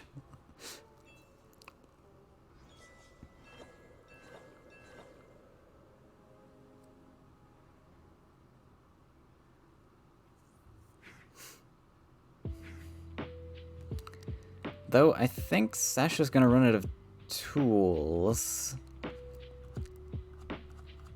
We've seen one, so the only potential big cards that are left in Sash's deck is 1 Frogify and maybe 1 more Colossus. We've played 2, right? And then Tide Lords. I can't remember how many we've seen. There was 2 up here at one point. So maybe 1 more Tide Lord, I'm not sure. I would probably guess there's no extra Frogify. There might be, but it's probably just going to be 1 Colossus and maybe 1 Tide Lord. And Ogre Battler counters Colossus. We've got a 7-8 on board. I don't think there's any Humbling Visions in this. We've seen this list a couple times. I don't think I've seen Humbling. Oh, we go for the Hunt Down.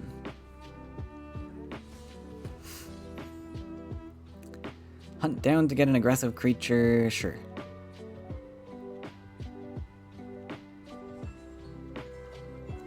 Oh, Mystic Beast is another card, sure.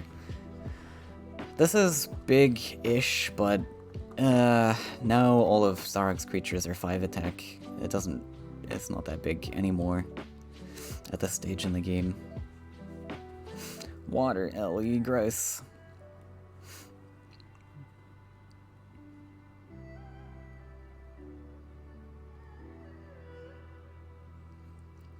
Wants to play the Water Ellie in range, though. Gonna try to set up a clear on that. So, both of these players really want to try to find some sort of in to get at least 1 face hit, maybe? Because it looks like we're going down to fatigue, potentially. Depends how much damage this Ogre Battler can dish out. But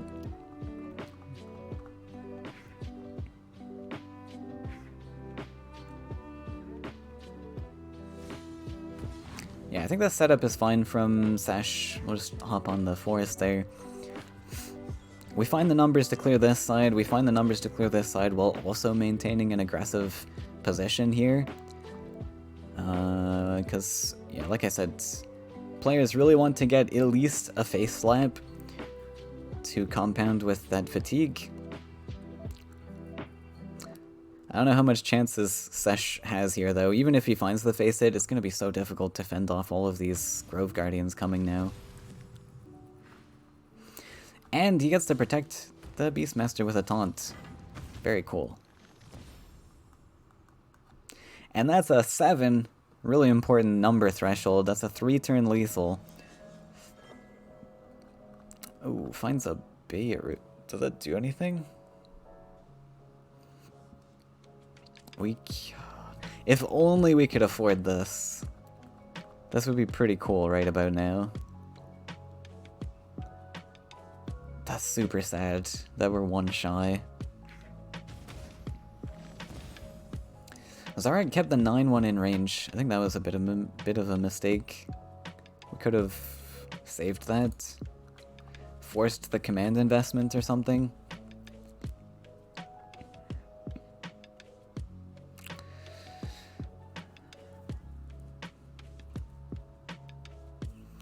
To be fair though, I don't think the Beirut would have made a big difference.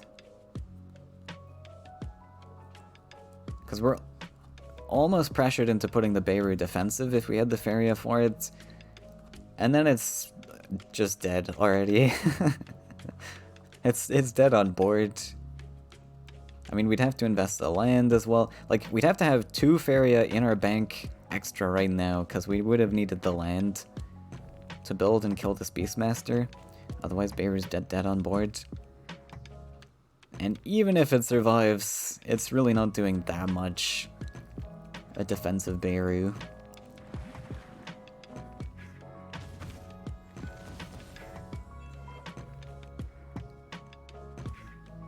Sending our forces back to deal with the 7-8. Probably needed the 4-4 up here.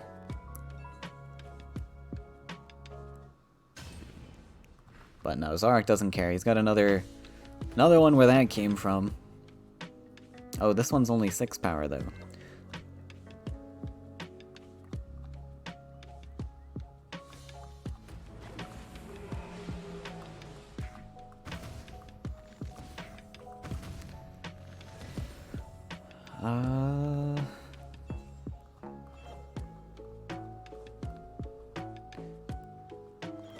Yeah, I mean, Sesh found some stuff, I guess. But hello, Battler. Even if we top deck Frogify here, it just doesn't matter. So we are going to game 5. And hey, I mean, it's not over. I mean, especially if Sesh is playing a burn list, there's still a chance. It's just not a great chance.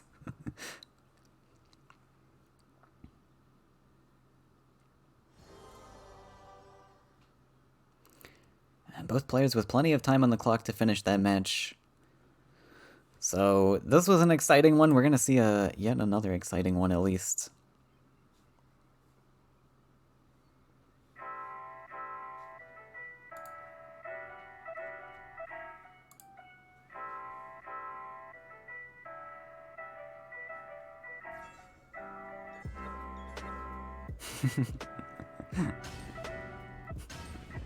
Yeah, I don't know why you would suggest such a thing. The Lizards. I did not play in this tournament. Alright, red, yellow!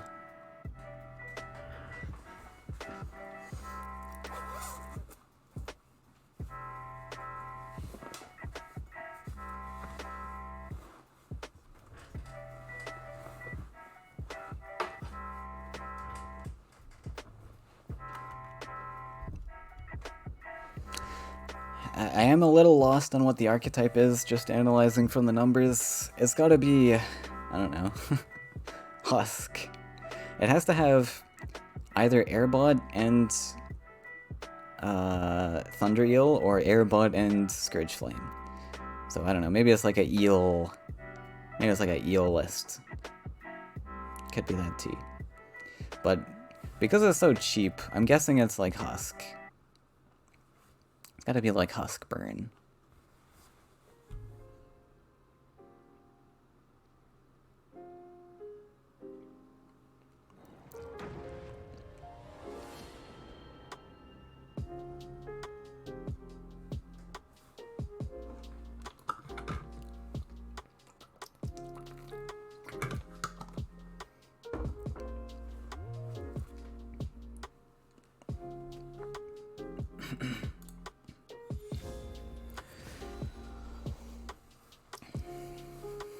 Alright, this is looking very burn heavy.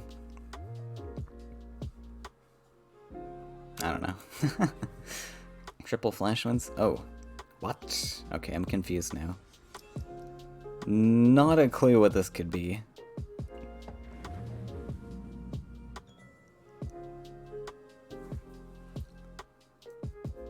That's some jank there.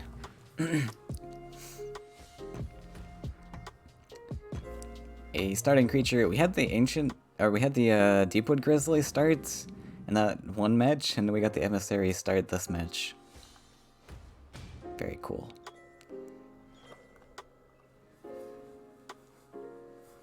Hunt down target! We found it!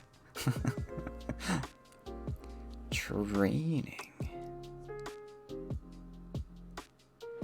Alright, I don't know what this is, but it is some form of burn. We have training, we got face things, we probably got Kobold Barracks.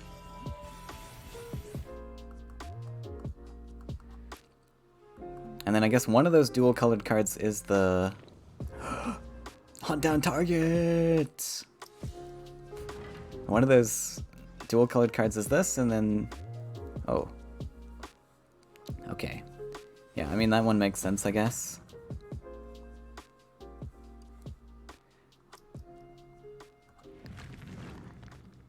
So maybe Mistral Guide exists? There might not be Kobold Barracks then. I think this was more just some rush pieces. Probably with Mistral Guides.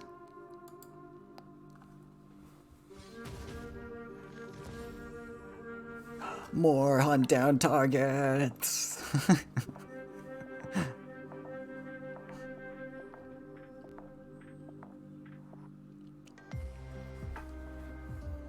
We can go face? I guess we draw here. Hope for another archer.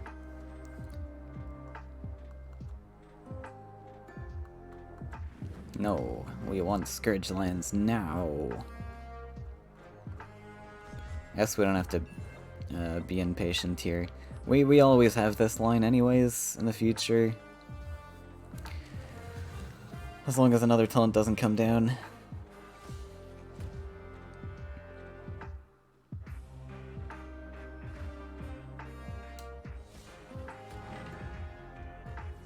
Taunt there is fine. Alright, now draw.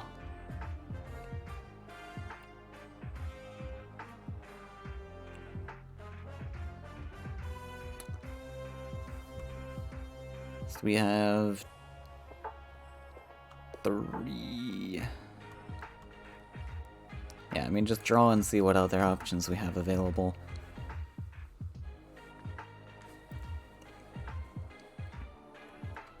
$15 Faeria to spend here. Wow. That's a lot of flash wind.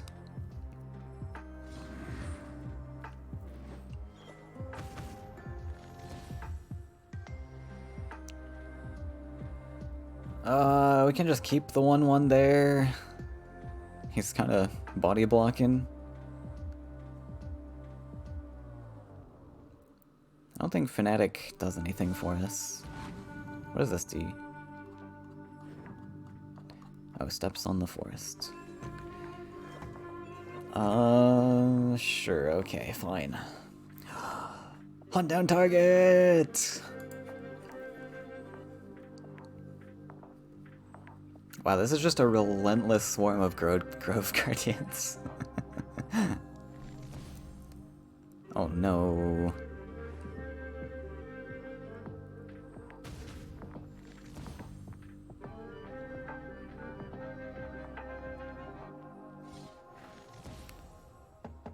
It's too bad we didn't have that neutral Grove Guardian in hand. We played it super early.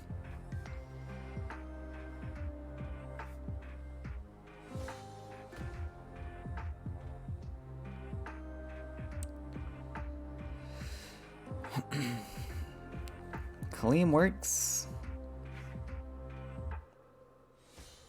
Embrace the wild wind. Thankfully for Sesh, we got a 5 cost investment off there. I don't know if that's gonna matter though. We can set up double Wrath targets, assuming this hits face, this value trades. And we don't have forests set up, actually. We gotta put all our creatures back passively. Like, give Sesh some time.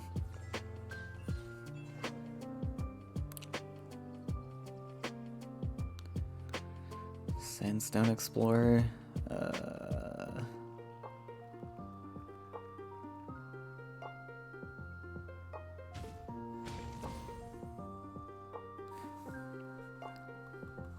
Alright, so this could actually work. If we stay threatening this Grove Guardian and we kill it with the Flame Burst, then we just build up resources. We can Scourge face, uncontested potentially.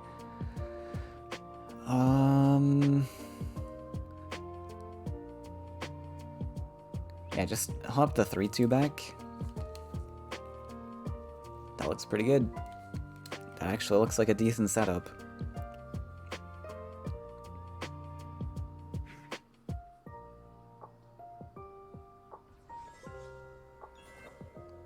And now the swarm of boars.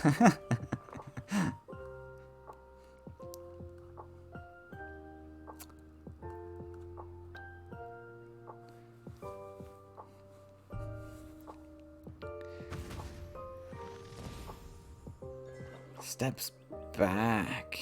Alright. Heads up decision. Oh no, we're feeding it, okay. Finds a heal. That's useful.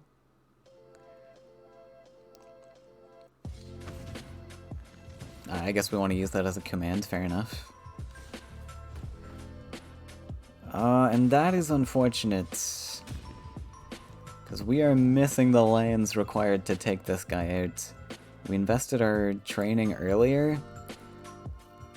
But honestly, we could...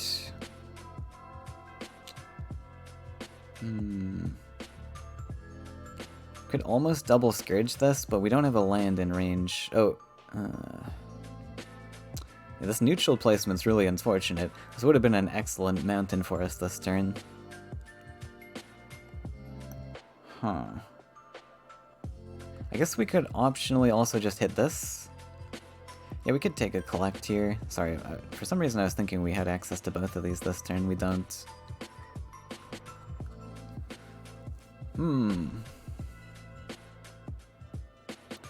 Well, that's kind of tricky.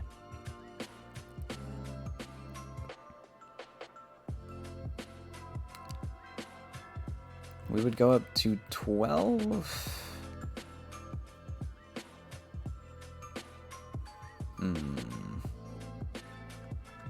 Well, Zarg's got no cards in hand. I don't think it's terrible. Like, what else are we doing?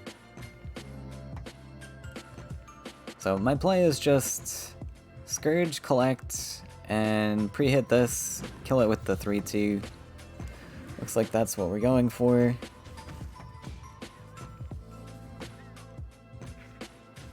Was there anywhere more useful for the mountain to go, though? I think this mountain space was better. This allows us to 2 movement to face in every direction. Oh, sorry, we can already do that. Alright, fine.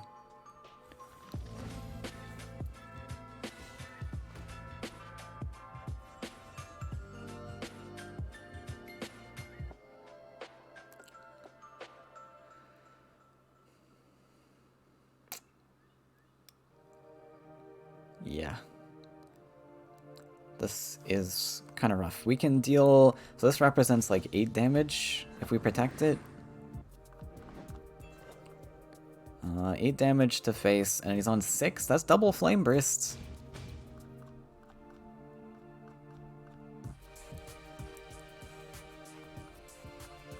I really want to flash win this again, just one more time. I mean, there's no reason not to. He doesn't have the clear on boards. That's pretty cool. I mean, if he has no answers, you win on the spot, right? What? Really? I think we just threw the game. No?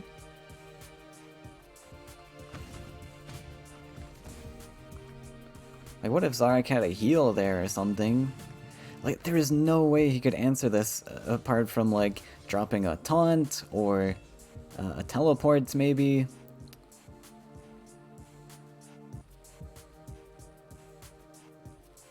Oh, we would have won on the spot there. Sesh, no. Why we do this? So, we have to draw here for double flame burst.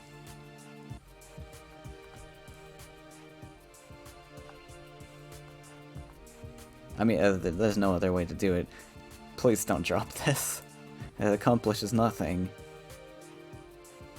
Like, we're already into... Oh, GG. Easy game. Can we even drop this? We can, right? We go down to 1. No, we can't. Never mind. So we just play nothing. And the only thing we lose to here is a top deck teleport. So it's just a pass. There's nothing to do here. We also lose to a top deck heal, but...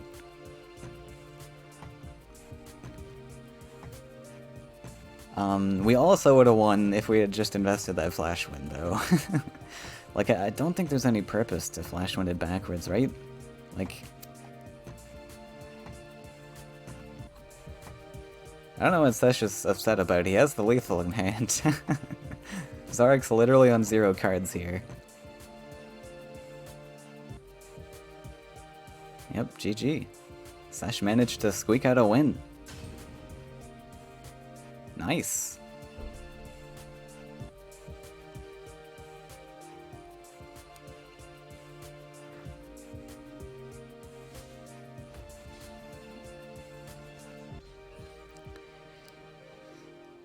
Well, I was super close.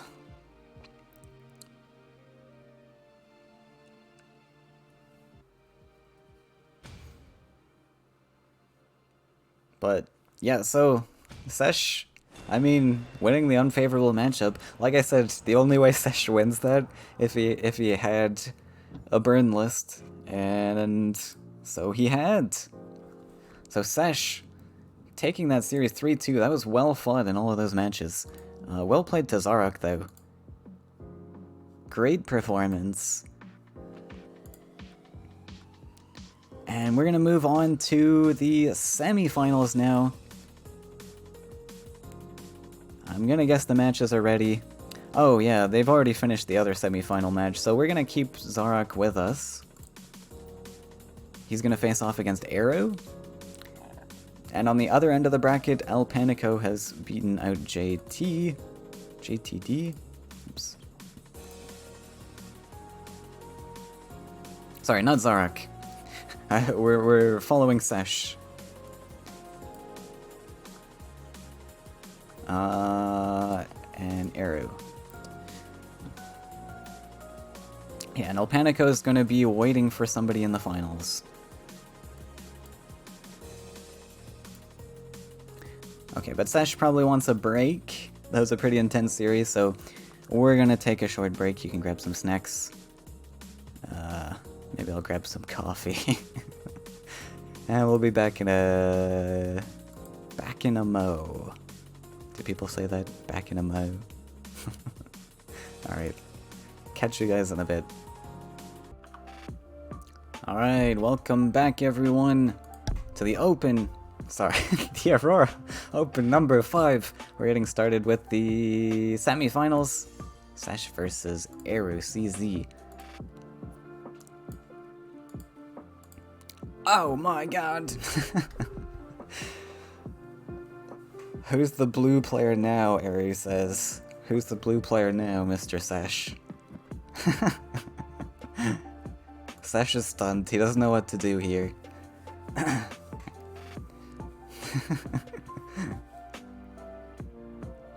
Well, we all know that Seshimara is the only one walking away from this tournament.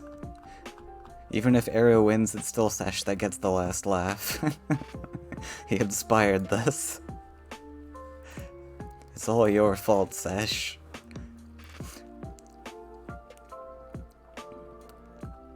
This is why we can't have non-blue tournaments.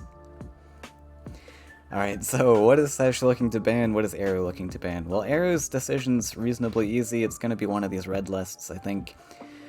Red, pretty decent into blue stuff. And Sesh, good luck. Probably don't want to care about the blue-yellow. Or maybe we do. I guess we're caring about the blue-yellow. I don't think blue-yellow matters too much, though.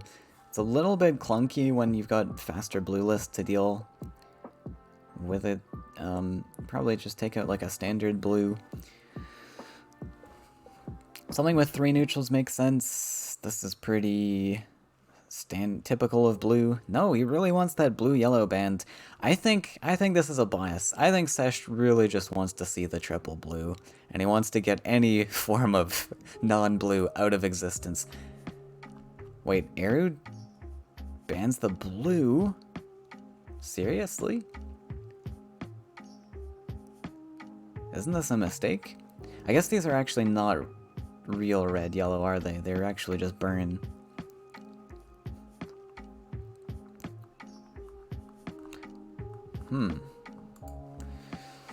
Interesting. That is an interesting decision. I mean, even though they're burn, I feel like... Oh, right, this was... right, actually, I guess if Era's been watching the stream, I think these are actually weaker burn lists. Right, because Sash is running cards like the 3-cost 2/4. I don't even remember what that guy's called. Bloodsinger? Yeah, Bloodsinger. Which is just a god-awful card. So maybe Aero actually made the correct ban. I gotta give him a little more credit than that. Oh, the Dream Reaver's left alive too. He may have been feeling convinced that his Dream Reaver was getting left alive also. I don't know about this matchup though. The Dream Reaver is slower. Oh wow, that trick actually going to be really powerful in this match.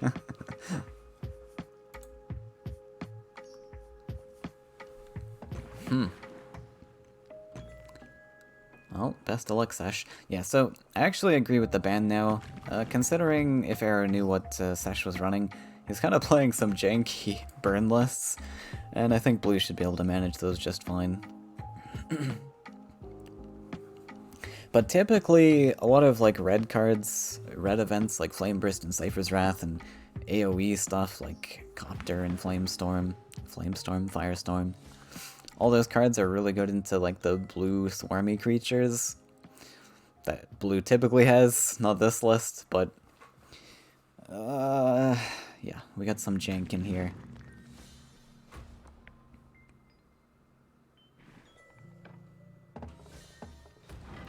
Era sees the two attack creatures coming down and says, well, thank you very much. You shouldn't have given me all these gifts. And Grimguard at the face. That's pretty fun. A third Grimguard. Aurora's trick target. I'm just gonna make fun of these players now for making these decisions.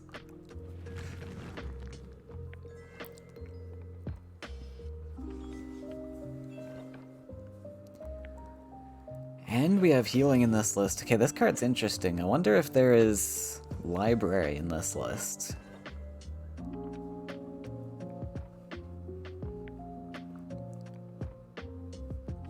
Or if he just wanted the healing in there just because. Wait, Biomancer? Oh, is this like not actually Reaver and it's just like a Reaver splash, but it's actually just like Chaos? This is looking like maybe Chaos list, actually. I see now. I see. I'm so smart, I astound myself. There he is. There's the boy. A discounted Chaos, no less. Wow, Chaos Creation's gonna be kind of huge. With all these 2-attack creatures? That was really funny. But we probably start with the Trick. I mean, we can just go Trick Chaos. I mean, I don't know. I guess you just hang on to it in case you're afraid of Flameburst Wrath or something. But Trick looks pretty solid here. Probably it gets Ground Shakered, but doesn't really matter that much.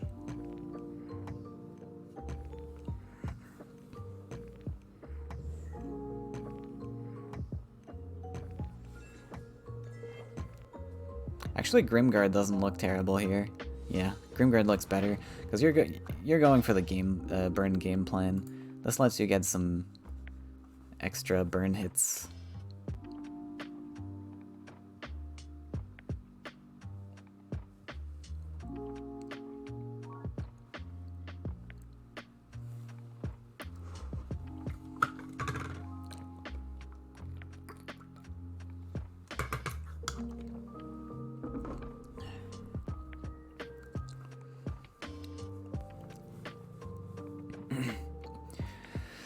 Double neutrals? What are these for?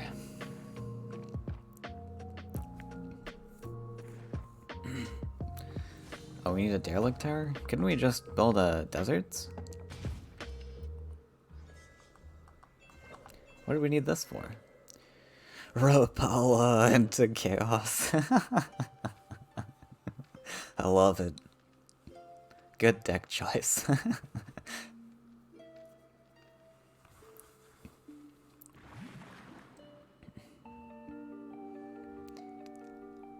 We can go for the creation line here now. And that just obliterates Sesh's board next turn. Welcome to my realm. And we can even Rapala. We got one extra Faeria here. Incredible. Welcome to my realm. Let's put a smile on that face.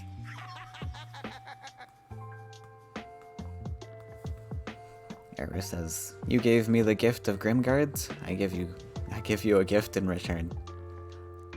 We're a friendly community here."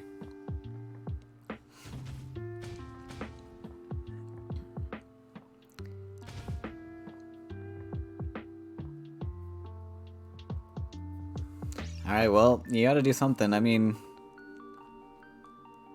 I don't know. Dump the map dealer out of hand, I guess.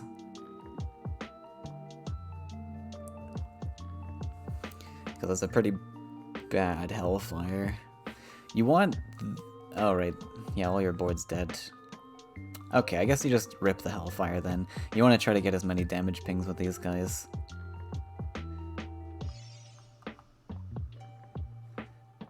We also have Shaker. Hellfire has a... Wait. We can't even kill this. Yeah, Hellfire has a... Well, we don't want to invest Faeria into this, right? This is really bad. Because it's just going to get chaos, and we can't do anything about it. So we want to invest our Faeria into just straight up burn cards, no matter how expensive they may be. And yeah, I think this is a good Hellfire, just to get the extra damage pings. Doesn't go for it. Because you're just losing these creatures, and that was 2 free damage, right? 2 free face damage. I don't think there was any reason not to Hellfire there. Like, the board is only going to get bigger from here, you're not going to get a better Hellfire. And then you at least hope to kill this. I don't actually know what we're holding it for. Because we can't possibly kill with, like, Flame Bursts And we also can't possibly kill these Chaoses. Chaos-Eye? K-I? How do you pronounce this? I don't know. I don't know what the plan is here.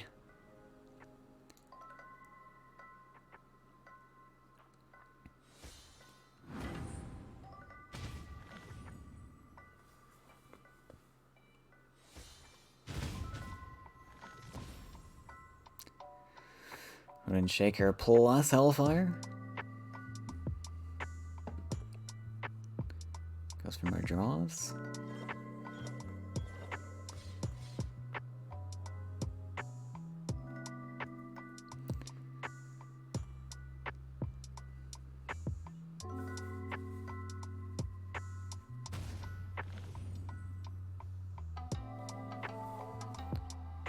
Wait, 6 plus 4. No lethal yet, okay.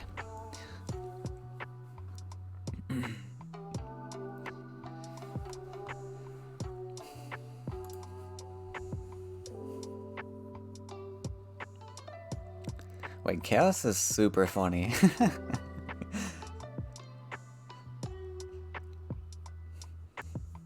Unironically gonna be really good against Sasha's red-yellow decks. I don't know what he's gonna do.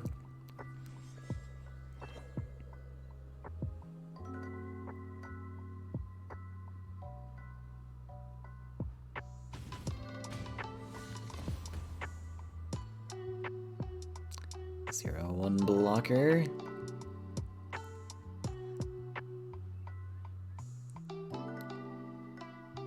I really don't know what Sash's plan is here, though. Really does not want to invest into these Hellfires. And I mean, this matchup's pretty much lost anyways, but like... if you're giving up, then why not surrender? Because we're not winning with double flame bursts, or triple flame bursts, or anything. Yeah. So, if the Hellfire had come down much earlier, we would have had 2 extra damage, which would have made 0 difference whatsoever. But,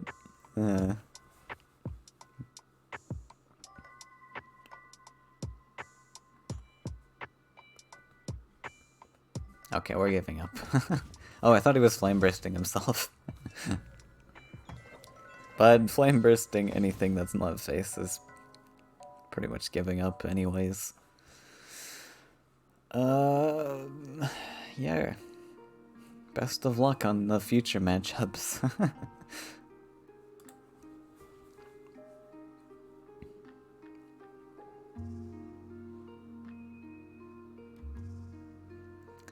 I think Sasha's only hope really is to win with the blue. He's got to sweep with blue.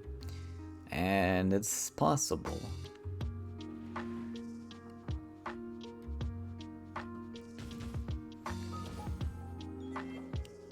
I mean, he did it last time.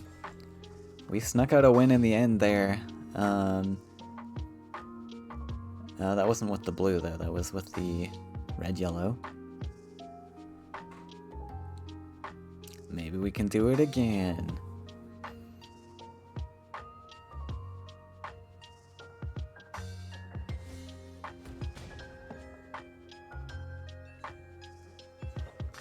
I really like Sky and Emily as a card. I was running those in my red-yellow burn. Sad we didn't get to see it.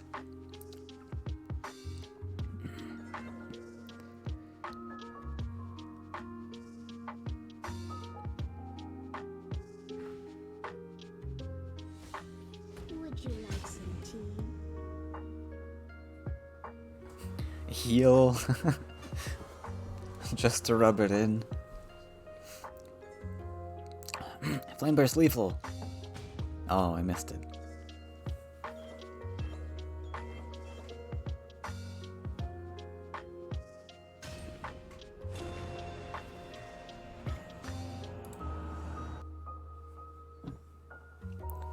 Alright, first win goes to Eru. Oh, I should put scores up on screen. I'm really bad at that.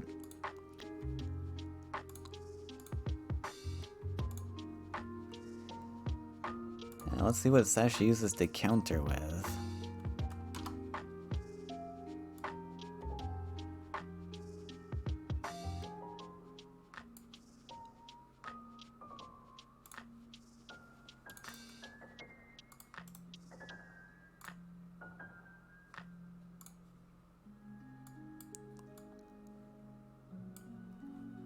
thinking about it a little bit. Arrow is top player. Nope, that's the wrong one. Top player.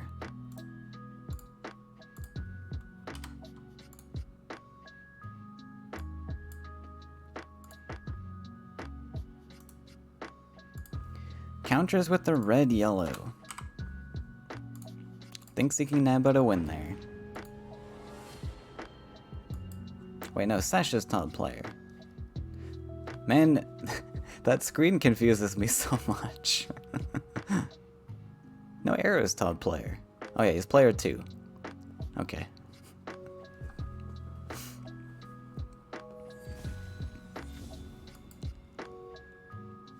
There we go.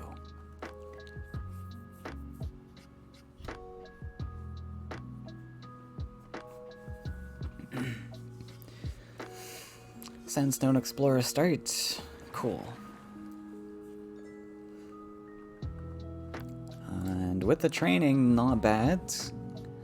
We can pull off a tempo line here in the future.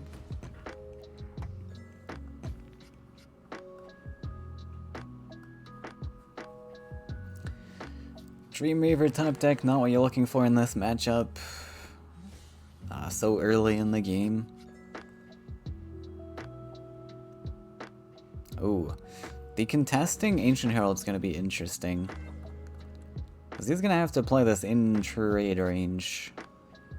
Which is unfortunate. I guess it doesn't matter that much though. If this gets traded with a training investment, who cares? You get the Battletoads follow-up.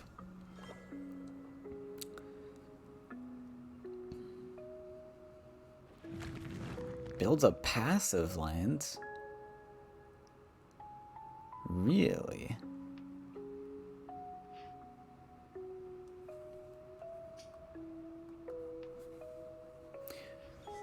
Steps out of range of land trick. I would kind of doubt there's any land tricks in this type of list. But I guess fair enough. You'll kind of lose on the spot if there is one.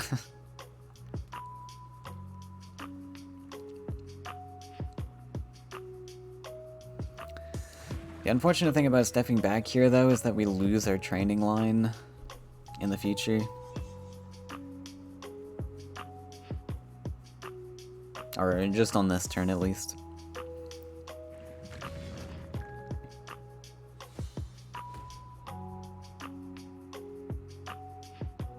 Wrath left sides.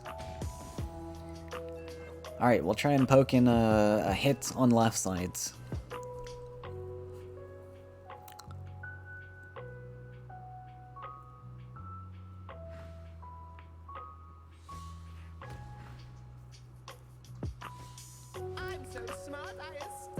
So we don't actually run Engineer in this. This is just for the legendaries and to get Chaos.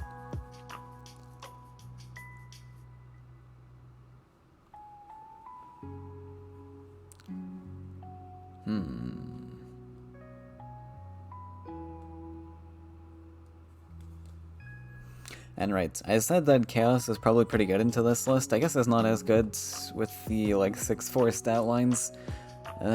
Just what I saw from Sesh was like the 1/1s. And he's got the Scourge Flame. This guy does not save the creature, by the way. Because this acts like a temporary buff, I believe. I think I tested this. So if you actually have 0 attack and it's just being buffed by this, it'll still die from the Chaos.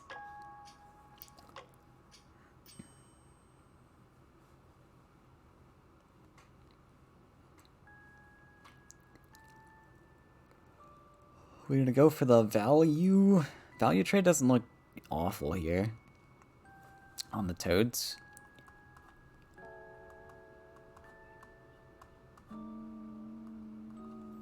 We trade 1 Faeria for the 2.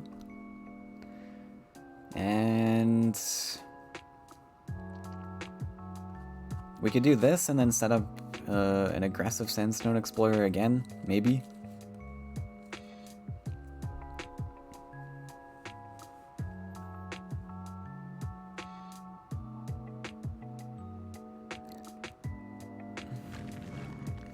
And then the explorer's threatening all the lands.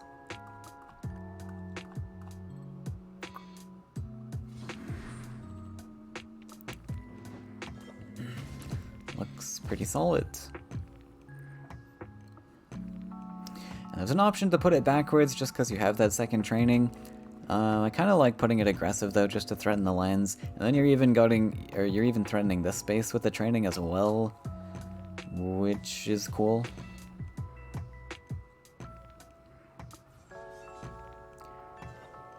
Really nice land investment from Arrow here with this one. This allows him to use his next two lands to get, like, aggressive Dreamweaver if he wants it, or he could go for a more defensive game plan as well. Even, like, bundle up more lands on this right side to stop the pressure. I don't think it matters too much when Scourge Flame exists, though. I'd probably just go for, like, this space. But let's see, what are we doing here? The 6/4 is kind of an awkward stat line to deal with, honestly. But we are just going to invest the Humbling, pretty expensive, especially when this can be traded back with a Flame Burst.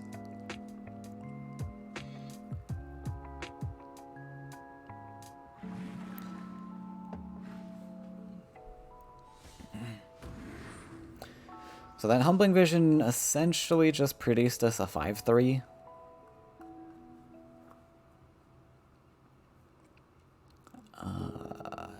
Which I guess the math works out fine. He really had limited options here. Like, Laya was maybe a potential play. Not on the well. Don't put it on the well this time.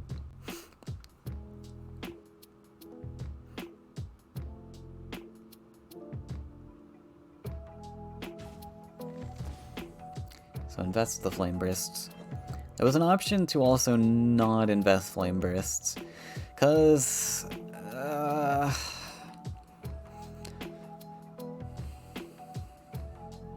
yeah, I don't know. It's kind of debatable, but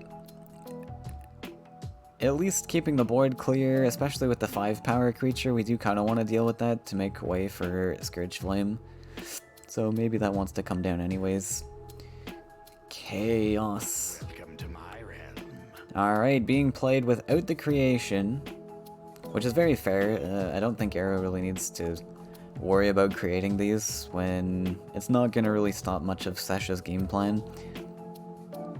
Oh, we have a lethal? I mean, not lethal, but a kill on the Chaos. That's 11. Yeah, nice. So, with the one attack from the Chieftain, we get to finish with Cypher's Wrath, which is pretty cool. And that's a big detriment on Arrow's side. He's got some pretty clunky cards. I guess he can follow up with the Laya. But he's going to be really tough to block that Scourge Flame.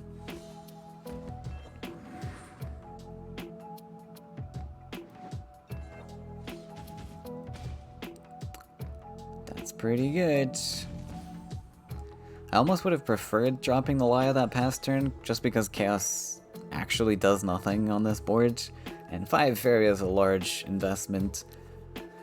Laya, with playing Laya, you have the option to top deck into more playable cards than the Chaos.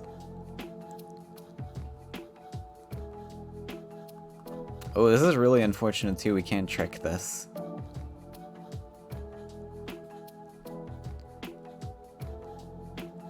That would have been a pretty cool trick, but that Chieftain doing a lot in this position. And next turn I think it's just going to be too late. We really needed to trick this turn.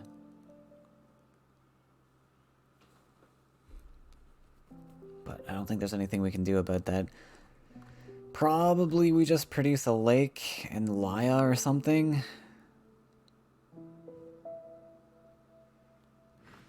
I guess we don't have to produce the lake. Yeah, fair enough. If we produce the lake, we're only saving ourselves realistically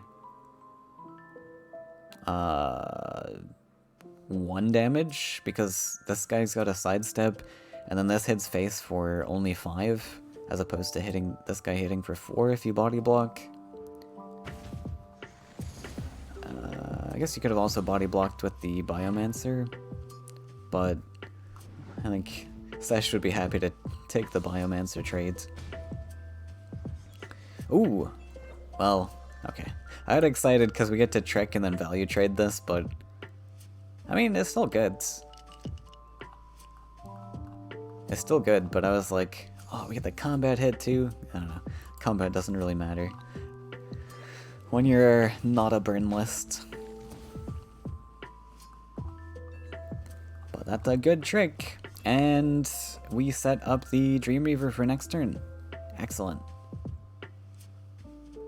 So if our HP, and also, yeah, we save the commands to build up to Reaver. We have the potential to Reaver our own HP if we want to. If Sesh gets some extra ping damage in there somehow. Free healing for us. Just plays a 3-2 in range.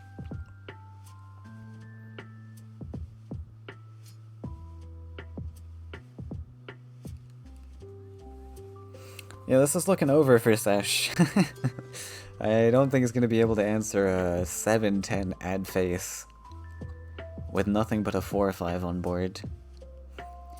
I mean, sure, we have the numbers, but... Huge also that the Shimmering statue got to stick around. Wow, that's free healing.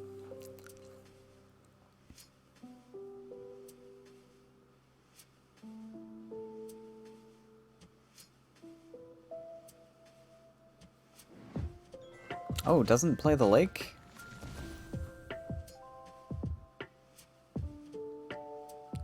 Interesting. Okay, it was just a mistake. Yeah, that's fair. We all make those mistakes. Oh, well, Reaver's still good here. Oh. No Reaver. Alright, we will wait one more turn. Yikes. I mean, to be fair, it's not the end of the world. Now we get to heal ourselves once the Scourge comes down.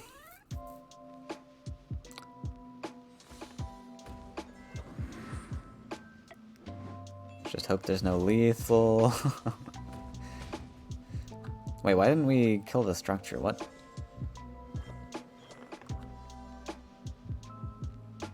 Oh, we're lining up the numbers? I think we still could have hit the structure, though. I guess this creates a Wrath target? I don't know, maybe that's fair. Sesh is kind of on a clock here. He knows that the Reaver's coming, and that's 2-turn lethal, well, 3-turn lethal, we gotta spend a turn playing it.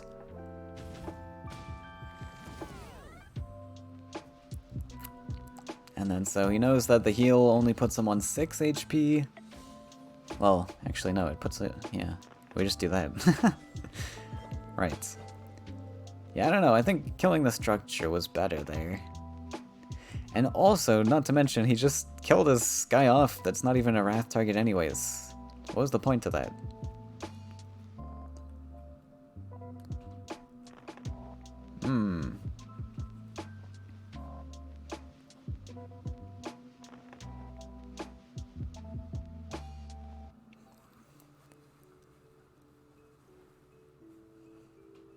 Yeah, this is gonna be impossible now. With the Healy structure staying alive on board, and now the 5-6 gets to just stomp on the lands. There's nothing Sesh can do anymore. And double healing in hand. Though, even without the healing structure, it doesn't matter. 10 HP is a really difficult number.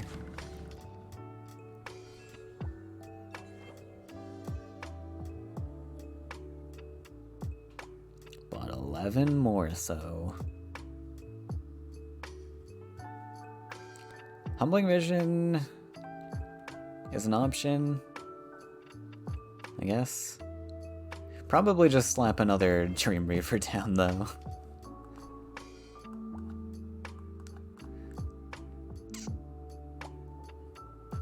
Oh, we don't even need to sidestep, too. We can, like, produce a land to get this more aggressive.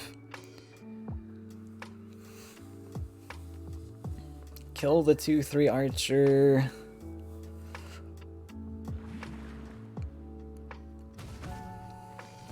Oh yeah, right, so we don't have to kill the archer.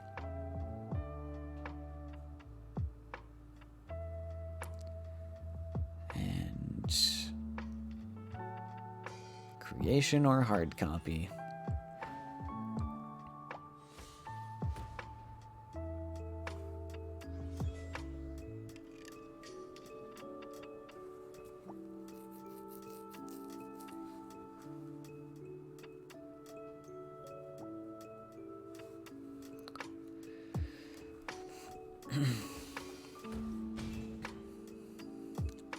Scourge Flame! We can attack left side here. Pretty cool. Man, let's calculate how many times this is healed. see if Sesh has thrown the game because of not killing this. It's healed like... is that twice now or 3 times? He spent 1 turn playing this. I don't think he healed that very turn, right? No, he did heal that turn, right? It's been like 3 turns of healing.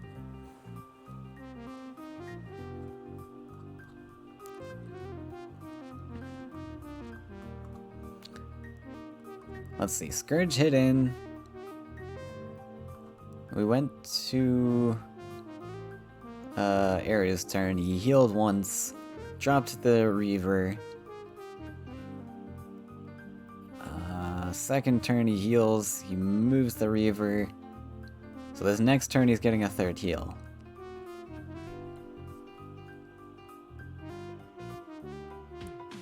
So he would be on...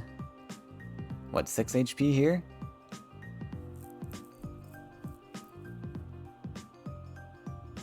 Which might not end up mattering because we have double burst in hand, we have the lethal... oh, he's gonna heal though. Oh.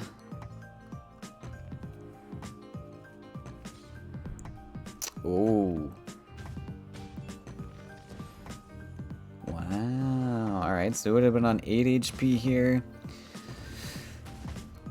So double flame burst doesn't help.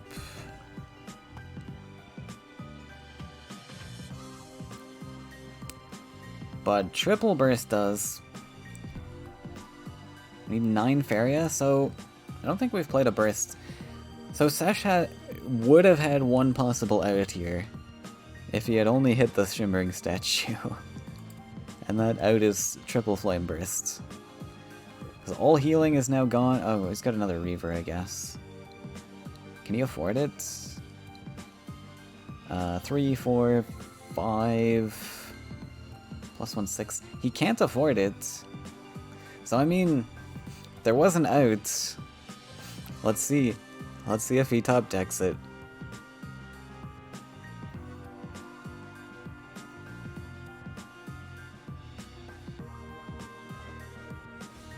Wait, what? Oh, I guess you can't afford that. Sure.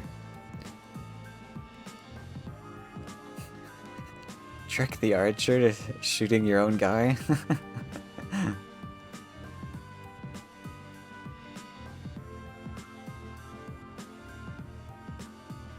Yeah, so he'd be on 9 HP here.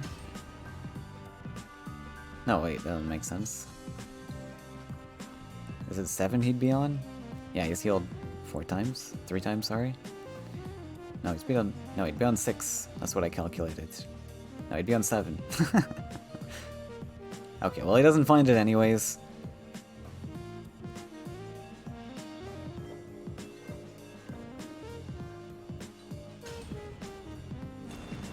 So you're saved, Sesh. The mistake wasn't punishing, it wasn't game losing. At least I don't think so. Maybe someone in chat can find a line. But Arrow taking the second victory, which, I mean, with these burn lists, yeah, I guess pretty predictable. So now it's time to sweep. Time to give us a show, Sesh. You have your deck of choice to fight back with.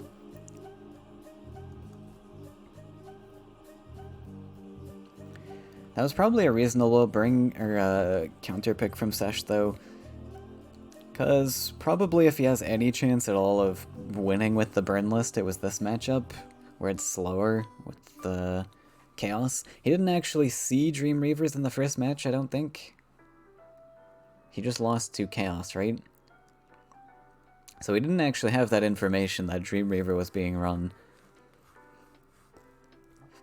So I think Burn was a perfectly reasonable counter pick. Just didn't pay off, unfortunately. It almost did, though. We were one Flame Burst shy of winning, assuming we picked the right line.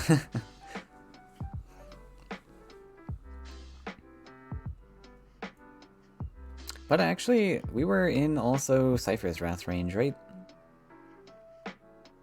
Because I'm pretty sure he was on like 7 HP at the end there.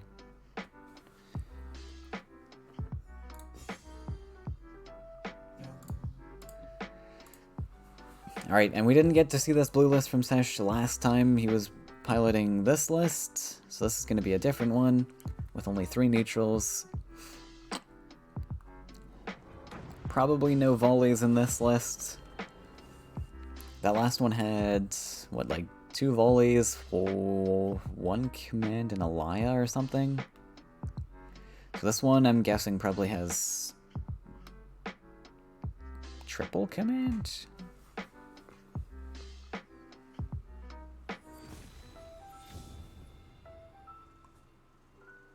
For a second I thought this was Sesh, and I'm like, oh, he's brought Chaos as well. No, you were playing 7s?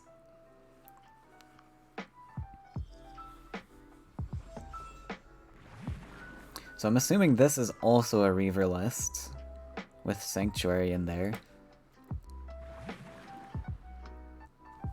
So we're gonna see the Reaver Mirror, except we do have Chaos in this one, which is not great into things like Commander. It's good into Mochi, I guess. Decent start here as well.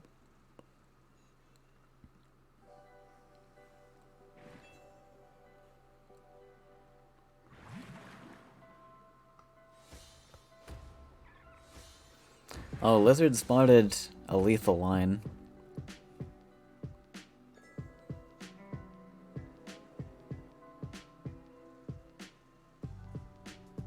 Or something.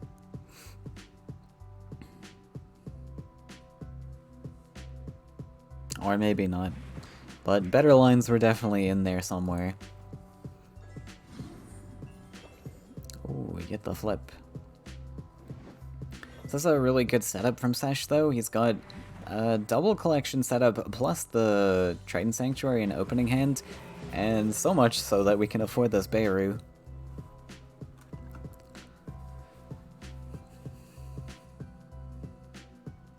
So we will have to block with that Laya. Yeah, I mean, Laya's pretty solid.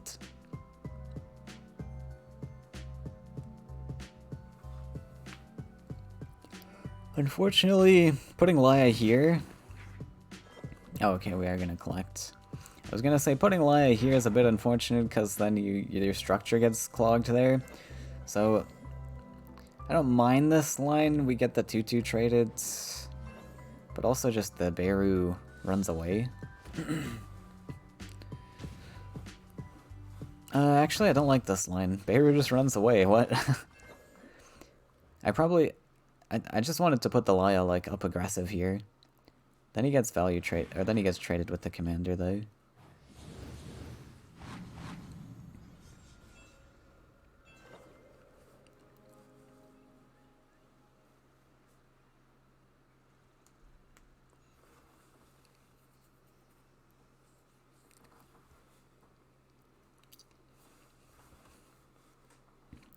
Humbling to clear the 5-1. 3-cost Falcon Dive.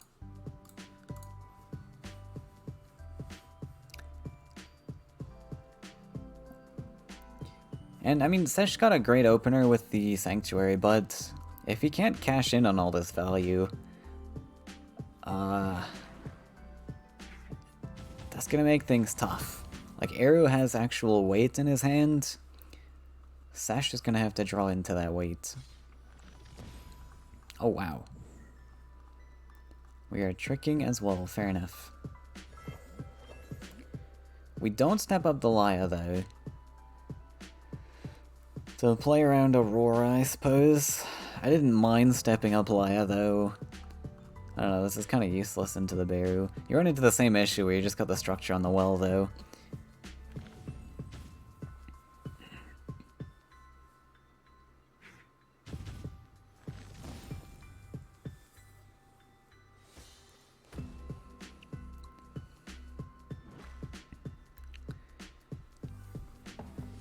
Steps back to play around Landtrick. And since we invested the Humbling, we don't have Humbling to answer the Beru anymore. That's gonna be awkward.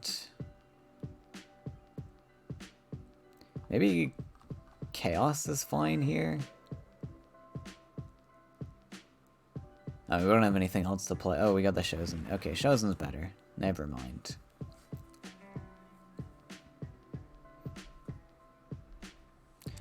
And yeah, he's got charge 3, so you could probably put him backwards if you wanted. Play out of trade range again of Aurora.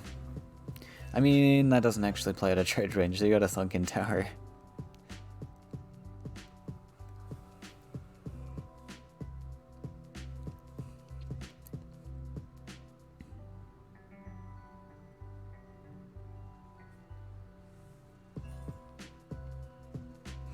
Oh wow.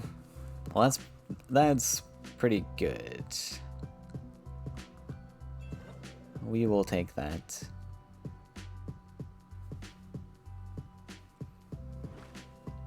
Eru can afford the Dream Reaver. He's built his lands in some unfortunate ways though.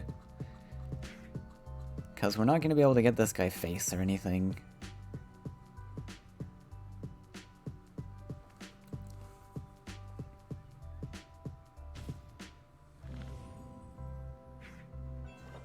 Oh. Oh, this is very clever. I like this move a lot because this stops the Dream Reaver from actually being playable here.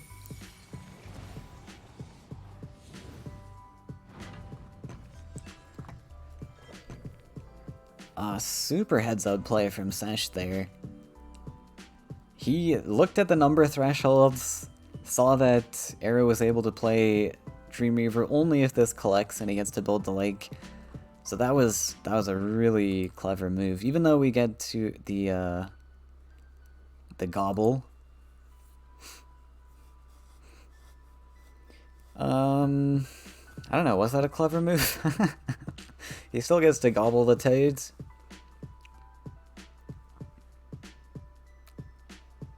Maybe that wasn't as clever a move as I thought. So I don't actually think Dream River is that devastating for Arrow here. Yeah, he's actually super happy to just double neutral. Never mind, I take it back.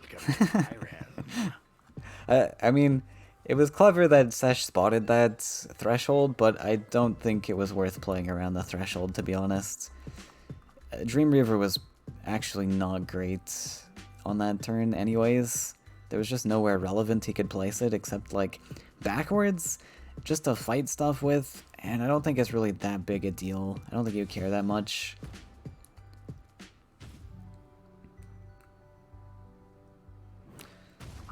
Does not opt to take this guy out. Oh wait, did we step? Oh, I guess we stepped. Never mind, we could. Okay, fair enough.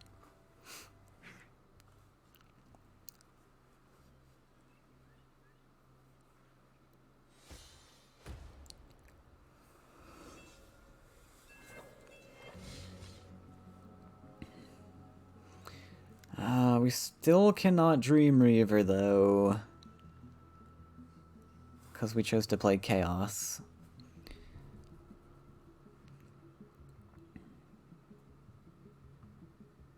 And Chaos is a little unfortunate. If we want to keep this guy safe, we have to push him backwards. Because with that Sunken Tower on board...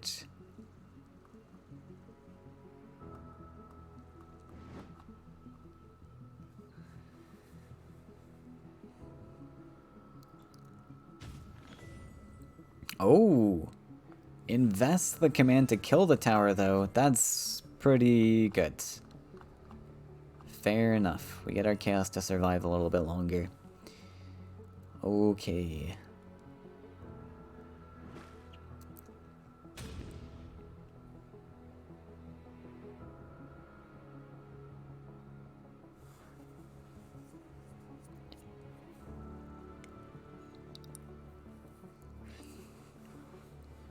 Not much we can do with this Warden. I don't think there's really a purpose in playing this. I don't know that it accomplishes anything. Right, so I guess this guy can be value traded next turn. Sure, okay, that's fine, that's fine.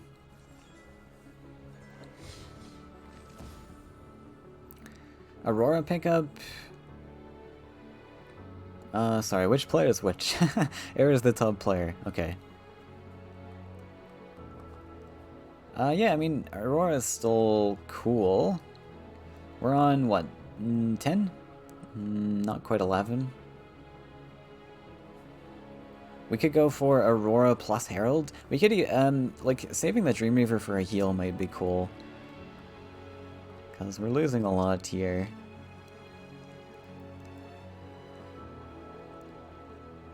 But, like, we can take some sort of value hits with this guy, and then Aurora it back. It's unfortunate this is just a 6-10 still. Can manage the stats. Yeah, I mean, this was the hit that I was looking at. I think it's fine if we take 9 damage. Alright, we can body block with... Oh. Really?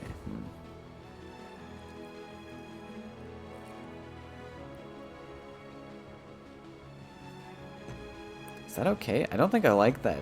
We might be... Mr. Sesh has lethal in hand. I mean, we do have the command heal. If we need it, I guess, so I guess that's fine. Fair enough. 6-6 comes down. So we get down to 5 HP. Like, I almost wanted the Aurora body block. The Aurora's just a loss, I guess. I thought it was kind of cool to heal yourself with the Reaver. Like, Sesh had 9 damage on board. But, I don't know. Maybe it's fair to play the Reaver there. We get something to fight with.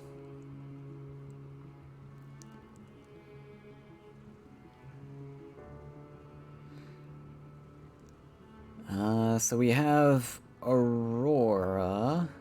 Aurora plus heal looks good.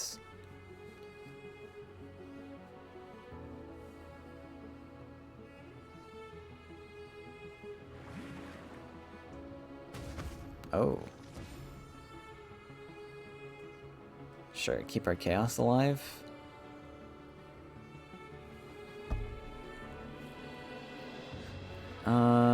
Wait, do we even Aurora then? I guess we're not Auroraing. Oh, we are Auroraing. Would you like some tea? We could have body blocked actually with the Aurora and then pre-hit.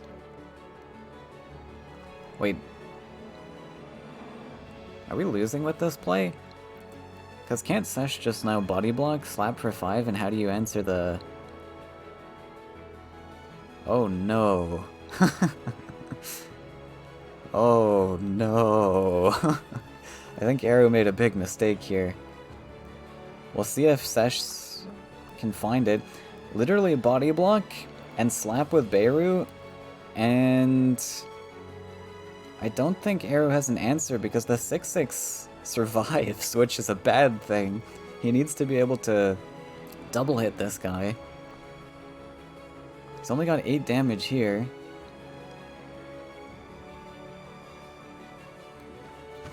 Oh no, you missed the lethal setup. Oh, sorry. No, yeah, he had it, right? He's on 9 HP. That's 5 plus 4.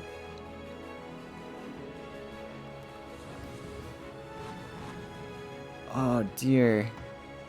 That is really bad that he missed that, because I don't know if he's going to be able to come back from the chaos constantly downing HP now.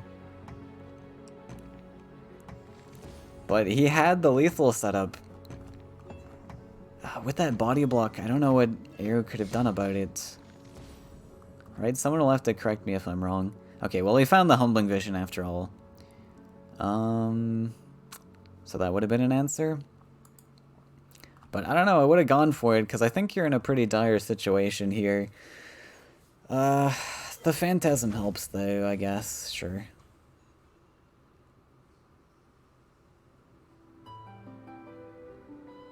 Doesn't help that much, though.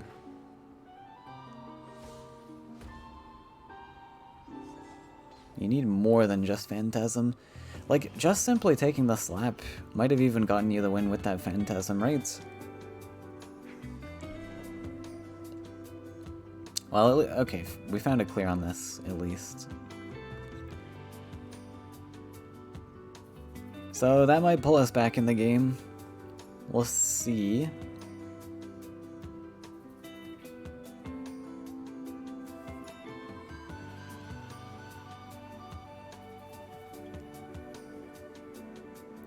Nowhere relevant we can put the Phantasm. Like, it's gotta be in the center space or something.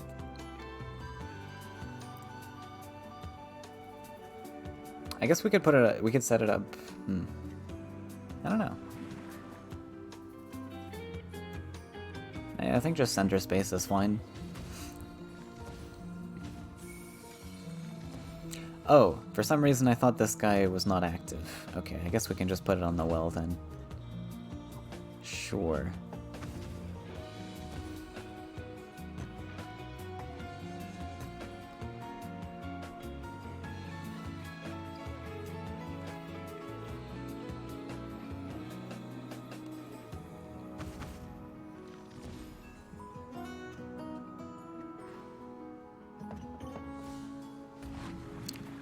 Tries to set up on the left side. That's very fair. When you're behind a lot on board, you got to establish presence on one side.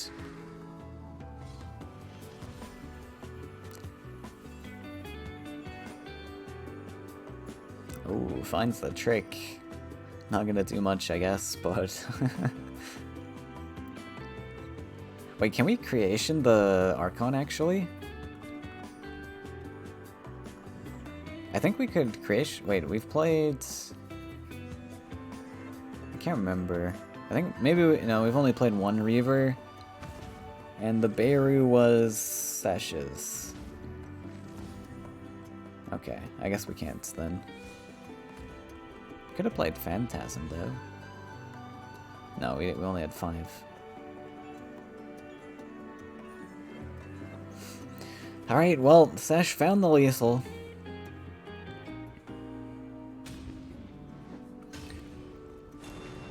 Finally takes down the Chaos deck that's just been wreaking havoc through this series.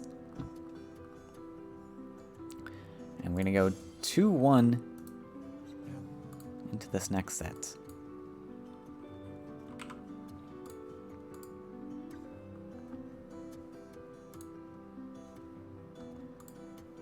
Poor El Panico has had to wait so long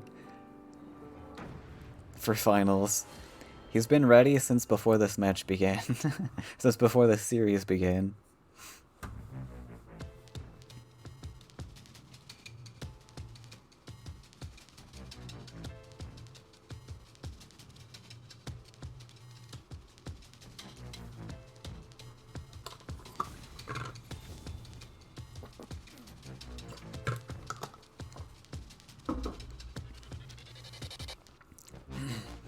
Wait, was this... Is this another Dream Reaver?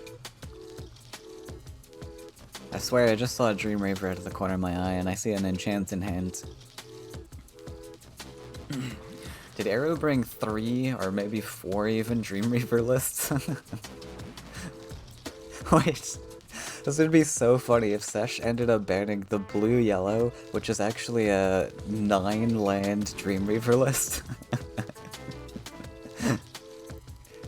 Oh, that'd be so funny.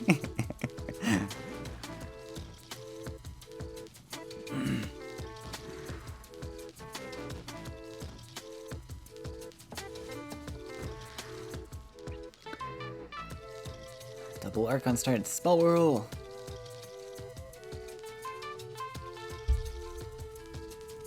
Oh! Incredible. Lujuan!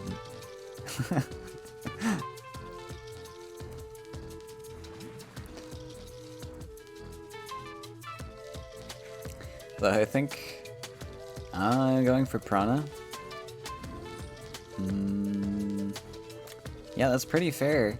You have the second toad set up to value trade the 4/4. Oh, we're going for it? Really?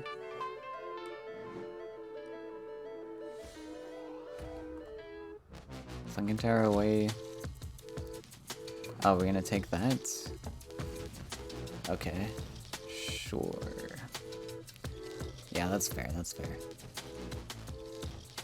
So now we just Aurora. We can Aurora twice here. Oh boy. Incredible. Would you like some tea? I think Arrow wants to know if you'd like some tea, Sesh.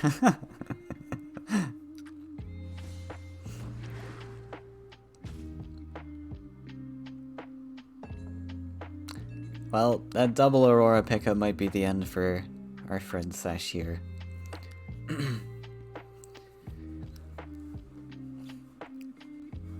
But what can you expect? I mean, Sesh wanted to ban the blue-yellow. He wanted to see the triple blue lineup. It's just in his blood. He can't help it. It's a serious problem. Don't blame him.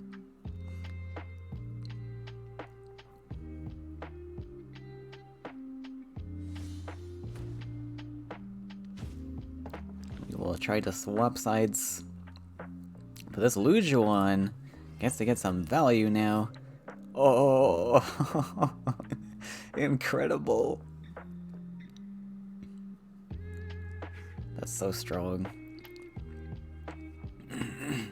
Not like it matters at this point. Literally any blue card would have been fine. We just have such a lead. Alright, Sesh throwing in the surrender. And Eru is going to move on to the finals against El Panico. So we'll get that match set up for you, and we'll be back when that's ready. Alright, welcome back everyone. This is the finals of the Aurora Open number 5. El Panico versus Eru. And we saw a little bit of Eru's list bringing the quad blues. Haven't seen El Panico yet today, but he kind of just swept the other side of the tournament in like 2 seconds. So let's see what El Panico has to bring and if Eru can beat him with this interesting lineup. The bans here he's probably looking at is the red-yellow. Anything green involved should be reasonable. You've got transform abilities, you've got big things, you've got like Beirut to land destruct. El Panico might have been watching stream and he knows which one has like Beirut and such. He's gonna ban the Chaos, it looks like. Structures might actually be pretty solid, a list. I'd probably be more fearful of this one though. Looks like... this wouldn't be Angry. Angry's got a pretty expensive average.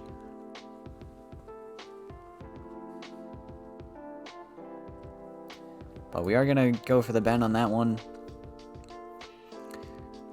And I think Arrow has a pretty solid chance here. Kind of depends what this list is, really. 36... is this... This has 3 dual colored cards, maybe Crackthorn and Salamander both.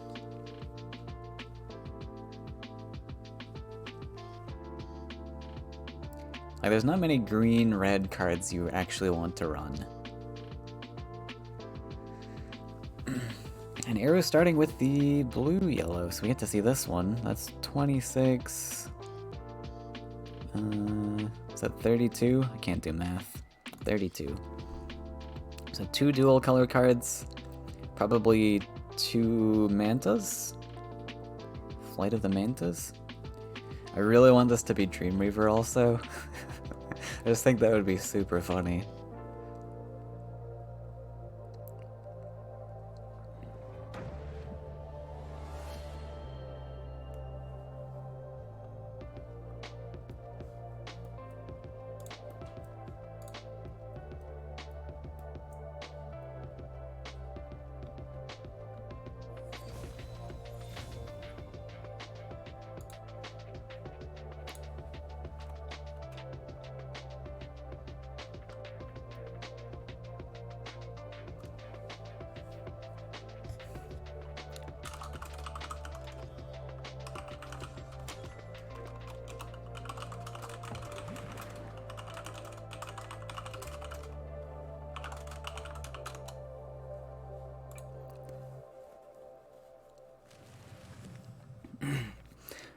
Alright, this looks like maybe... Wait, what other dual colored cards are there in green-red? I wouldn't run Salamander in something like this, right? This looks like something Crackthorny. Something you go down one side with. Arrow with the Triton start. Interesting that he doesn't try to fight side, but... I guess that's too telling of things. So we do have the Crackthorn. I guess it's Salamander. Just... Oh, we are going for a defensive lens. Maybe. Maybe not. I feel like there's a green-red card that I'm missing in my mind. What else is there?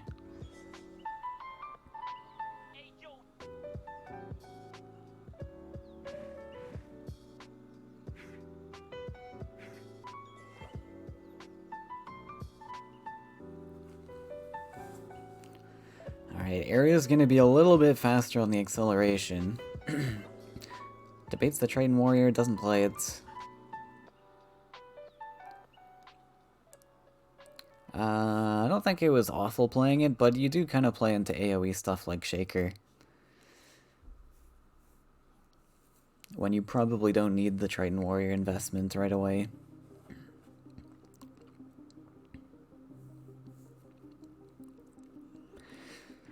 Brigand Wrath looks like the play here. Oh. Or not.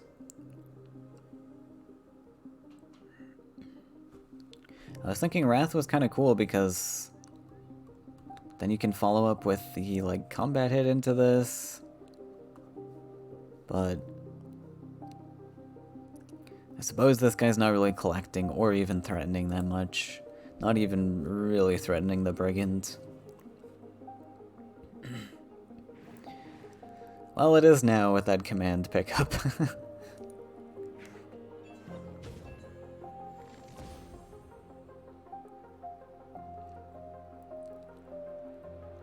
So probably don't play the warrior, I would say, if that was the play last turn. I don't think there's a big purpose to playing it. Because same thing, you're playing into AoE a little bit. Not that AoE is going to harm you that much. Like, Garridan could come down... I don't know. It's just, like, free extra damage if it was Garridan. Which didn't need to happen.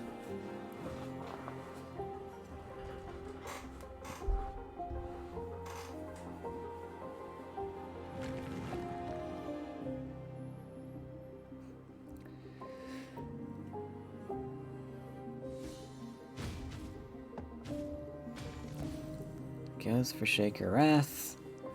That's fair. We're a little ways off of Crackthorn. We need some stalling time, but, yeah, I mean, sure, we get an extra collection. We took 1 extra damage because of it. I don't know. Colossus? This is an amazing Aurora. I guess this is gonna be Warrior Aurora? Honestly, pretty game-winning here. That's a game-winning Aurora. Would you like some tea?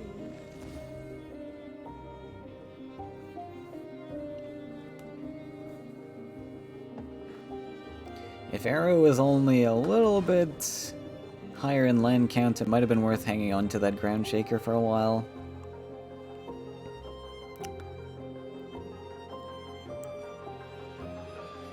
So it is Salamander, we're running both in this list. Are we going to build land Salamander? Looks like a solid play.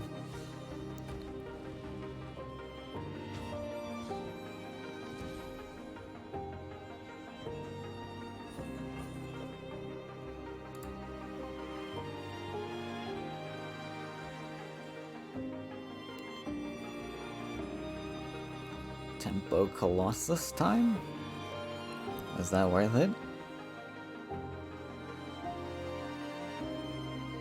I mean, Alpanago gets to come back quite a bit here, and depending what what Arrow does here also, with that buff in hand, he better be moving this 4-4 out of range.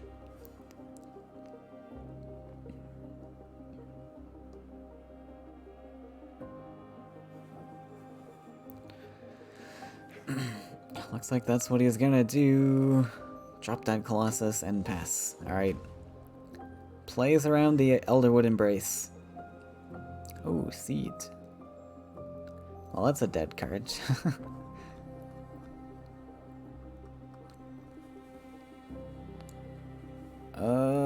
Yeah, that's a little tricky now for El Panico. He could just play passive and let this thing slap him in the face, step everything back, build up more Faeria.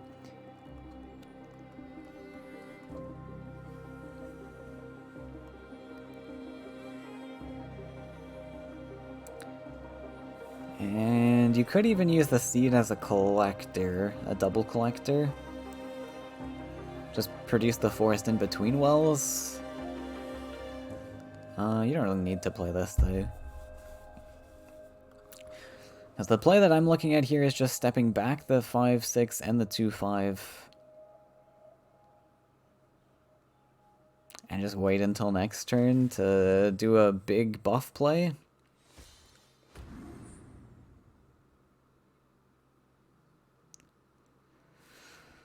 What do you accomplish if you go here? You become a 4-8. It just really doesn't do that much, right?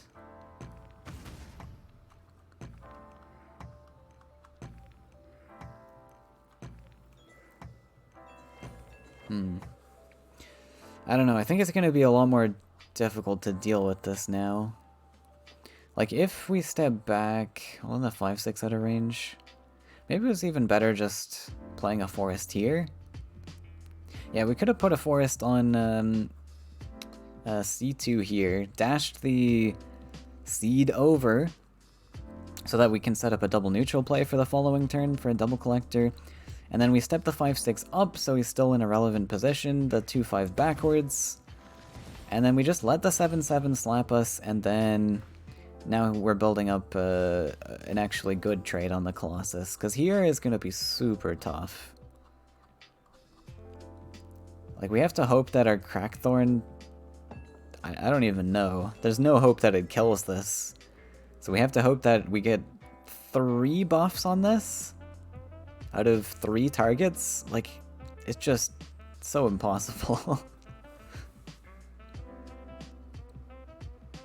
I think it would have been way cooler to save the Elderwood Embrace and then, like, now you got 7 power Sagami Warrior hitting in.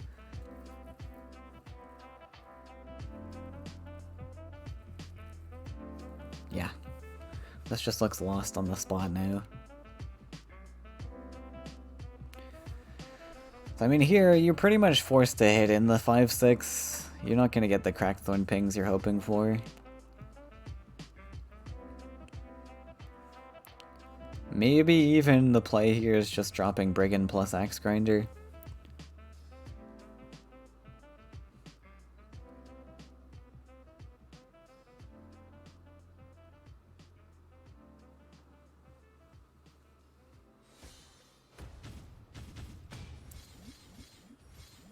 Seed is such a cool card, though. Because this, essentially, once you've met your land count, this just becomes a... almost like a land creature. Like, it essentially loses flying, because you can't use it as a collector without sacking it anymore. But it does a couple other things, too. Alright, Error taking that first one. Like, you can use it as a flyer for a one-time collect.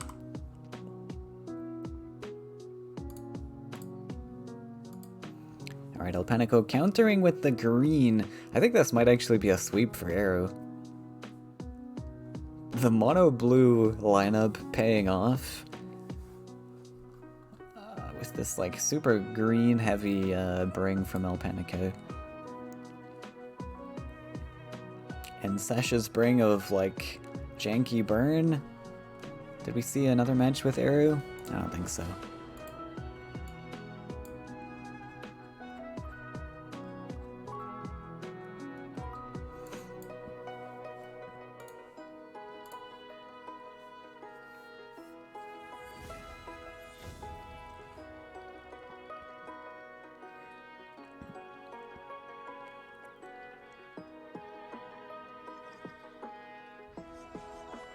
Is this another Beastmaster list with Seek Shelter?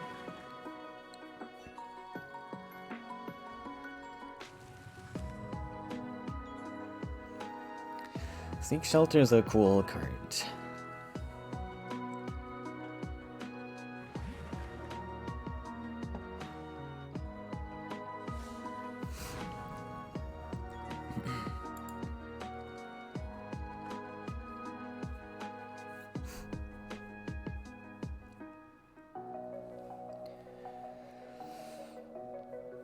Willow's pretty nice with a feat in the future. We get to Seek next turn to fight the other side.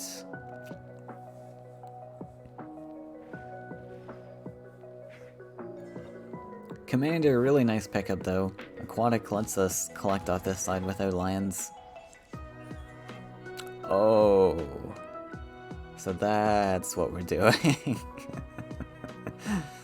Why did we pick this list as the counter? I guess we have to fight blue no matter what, so we gotta get this matchup out of the way at some point. Ooh. It's pretty Grace. I don't know. Ogre Battler. Maybe Card Jester.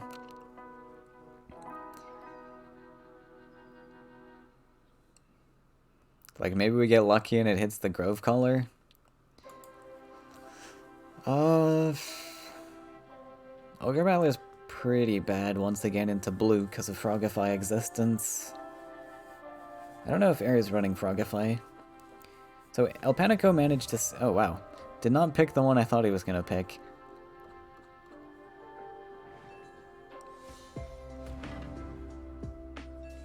I guess we attempt to fight the stat line here.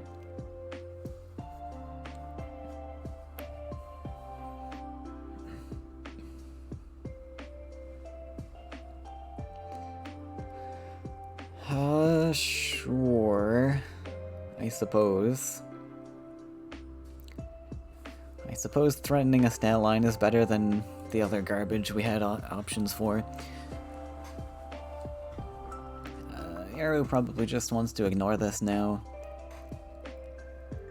Continue right side.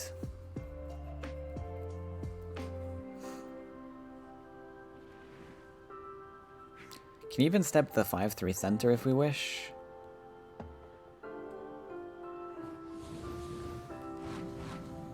I think center was fine.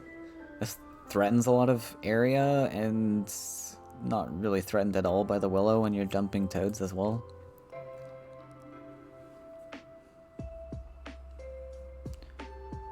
Arrow has no idea this is actually a ramp list also. Assumedly, I mean, we haven't seen any ramps so far. Maybe this runs Tarum? No, if you run Tarum, you'd run Oak Father.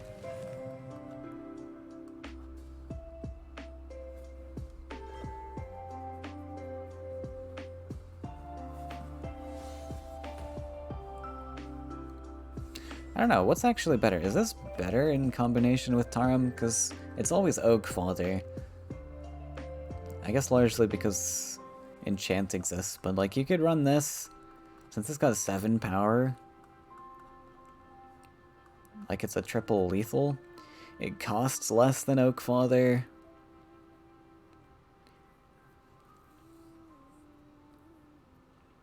Well, then again, cost doesn't matter because you just fed a Tarum.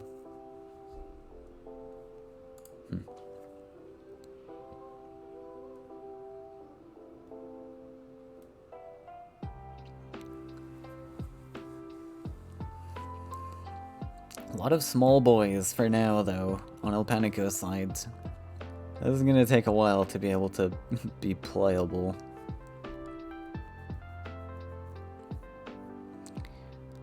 Debating neutrals again. So we obviously hit face here. That's a pretty solid slap. We're gonna take out the healer first, though. Sure. Are we gonna Phantasm this?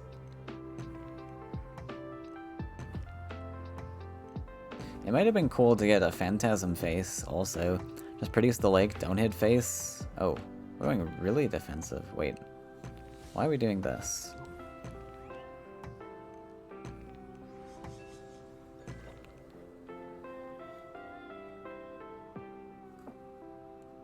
Player and teleport? Okay, so, yeah, I guess to be fair, Arrow doesn't know this is a ramp list.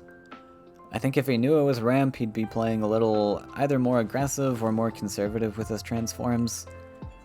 Because this does just look like some standard green type of thing. I think once the bloom sprite comes down, it might give Arrow a bit of a hint. Because I think you'd only really run this in a ramp list. The lovely thing about bloom sprite is you get a lot of value from this card, but the issue with it normally is you can't... The card is oftentimes unplayable because it's got too high a land count, or it's just bad. But with the ramp archetype, we actually get like every card from here to be playable, in theory. Alright, we have a Humbling at least. That can help with one Colossus, which still will have 7 HP. A 3/7 stat line.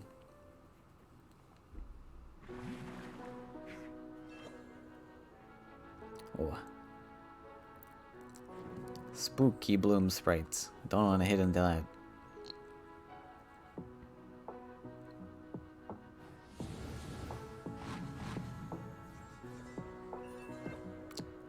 Another one. Voice of Truth is pretty cool when Arrow's potentially only answers is Humbling Vision. I guess he's got Phantasm too. But if a pre-Humbling Vision ever gets invested, this is pretty cool. I think El Panico's sitting pretty happy here. Even though Arrow has all this stuff on board, these are pretty big. But I don't know, we got some answers as well. Commander's very efficient at just dealing damage.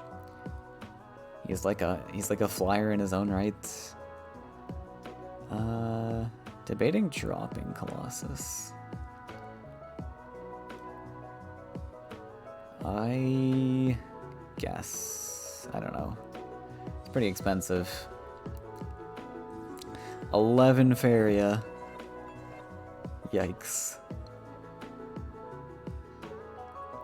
Well, let's see if we can bait out the Humbling Vision. I don't think we will, though, because this becomes a 3-7, so that means this is a 4-3 when it trades, so there's no reason to Humbling.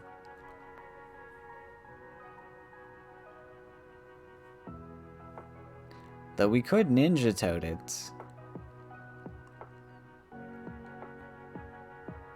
It's kind of expensive.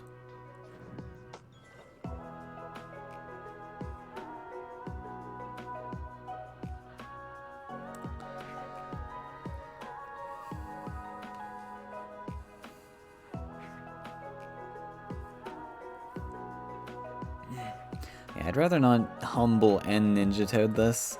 I think just more Swarm is the play here.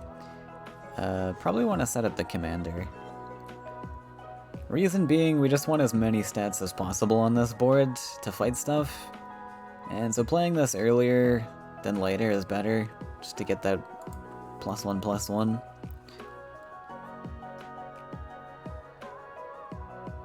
But dodging the Bloom Sprite a little longer. This is actually also really cool. Aria's going to shift his game plan to the left side a little bit. His plan might be stopped there with this teleport, but green is really difficult to switch sides. That's a very tough thing to do for green.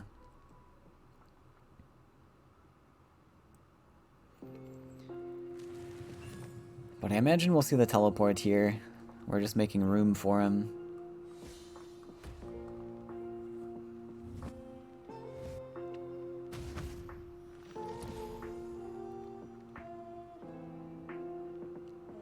And that keeps our collector intact on right side. There was another option to maybe like build land on left side or do something to teleport the 3-4.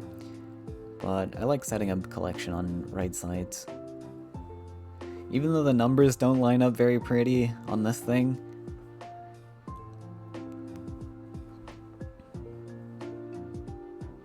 We at least get our collector to survive. And I think El Panico is a lot more desperate for collections.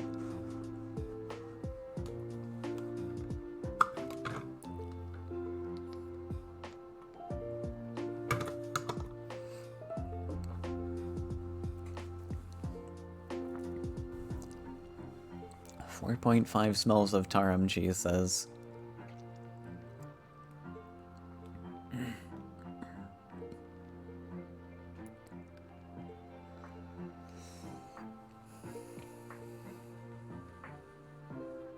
Yeah, that's true. I didn't pay attention to the number. 4.5 is a suspicious number. That is pretty expensive. He's hovering this Humbling Vision. That seems bad. Largely because we've already dealt some damage to this. 5 damage. I really like hanging on to those Humblings for future Colossi. Like, we had 9 there. It was an awkward number, but I don't think we really need to care that much. We can just set up more stuff. And again, I still want the commander to come down. Oh, we have Oakfather in this as well? Well, there's the Tarum. We can actually almost afford it, too. Is he debating it?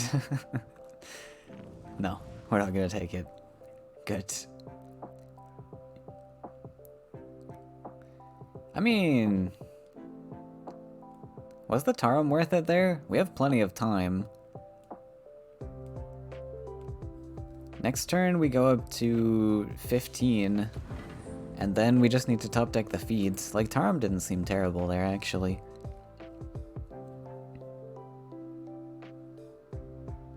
But I guess we were pressured into defending right side or something. I'm not sure. I did like the Tarum. We still have 3 feeds to top deck, right? Like, it's getting pretty likely we get into feeds.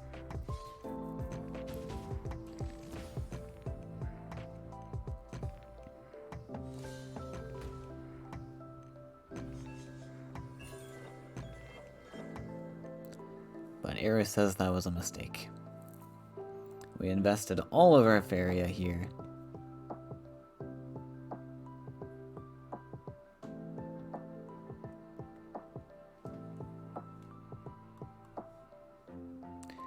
Had to wait too long for this.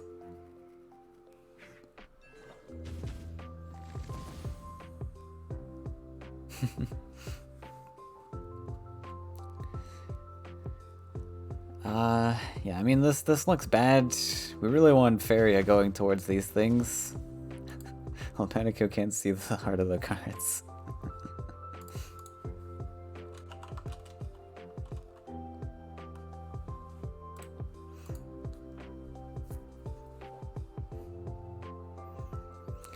This thing was really expensive, the Voice of Truth. I don't think this really accomplished that much.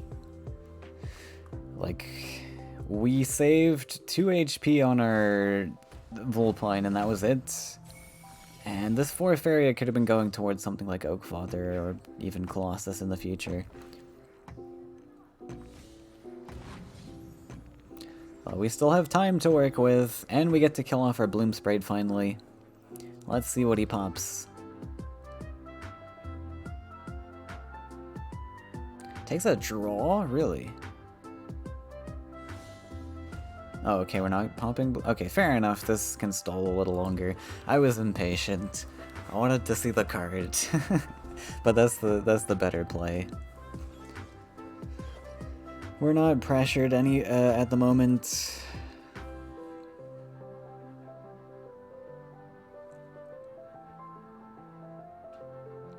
Man, I'm speaking like Joe Biden today, stuttering all over the place.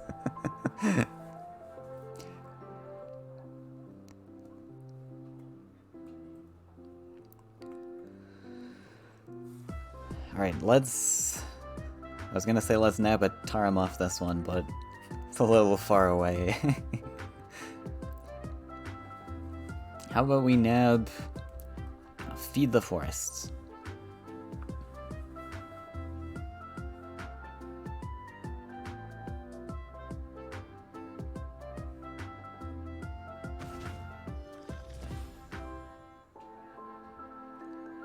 Runin's Guidance. Decent card.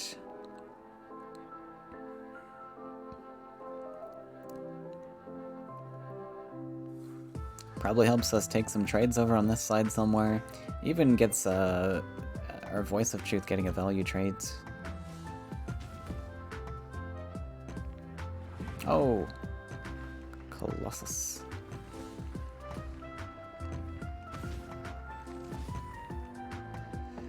And finally the commander comes down. This could have gotten a buff a little bit earlier because we top decked that Colossus, right? Oh, Runin Shrine. Interesting. So I think we can go for a value trade, I guess. Does that make sense? Oh, we're taking a value trade on this side? Sure.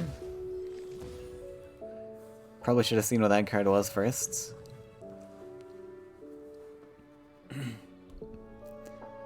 Oakfather time?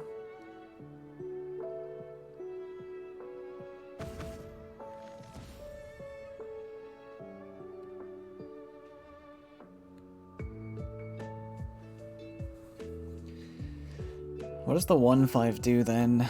Are we collecting or are we gonna step back?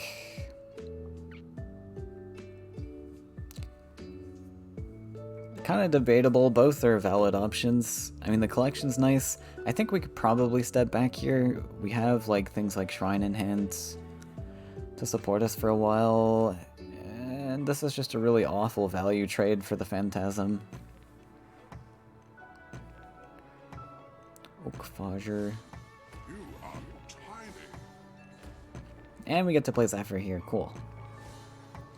I like it. I guess he can Sunken Tower this over and still take the value, but it uses a Sunken Tower charge at least. Top decked the Humbling, and that's 7 HP. Or 6 HP? 3/6.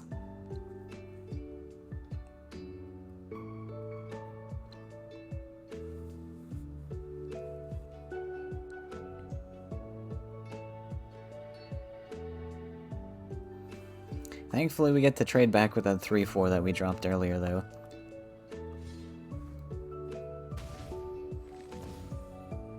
Don't have to use the Sunken Tower charge. Nice.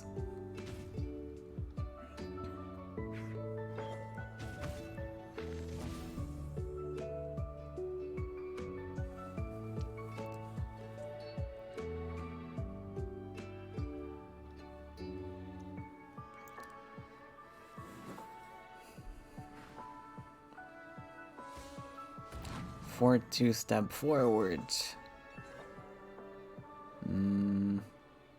Where are the feeds? We haven't top decked a single feed this game. Oh my. That is awful, actually. Not top decking a single feed so far. I might even want to pick the Willow here, just anticipation for like the triple feeds we're about to draw into. But we pick Wood Ellie.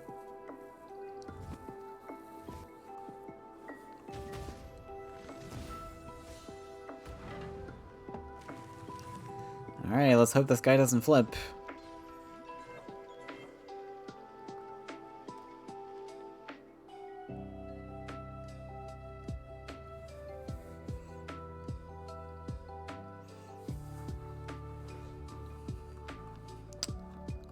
One thing I noticed about Green Ramp is they have like pretty limited taunt options. Like they got these big boys, but when these come down, like there's no ways of stopping like face hits or lethals that your opponent has set up. You really need like taunt alongside these. As like a significant taunt, not like Wood Ellie.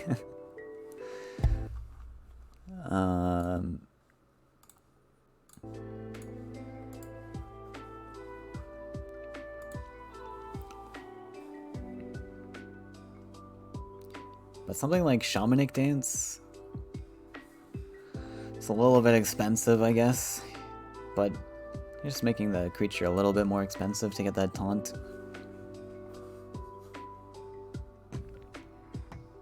Green Ramp is just so silly, though. It's hard to make this archetype work.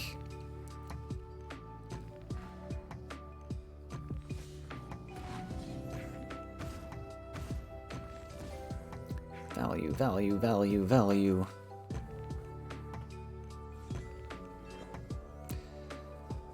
Value.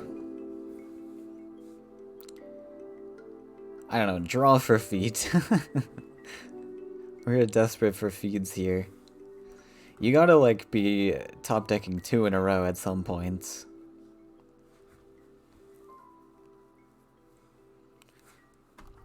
Like, if you top deck 1 here, you get to feed the Willow and then feed an Oak Father. No, we +1. Okay.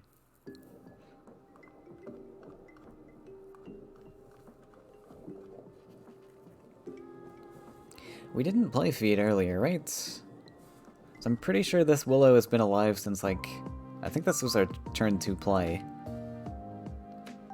So I don't think we've seen feed yet.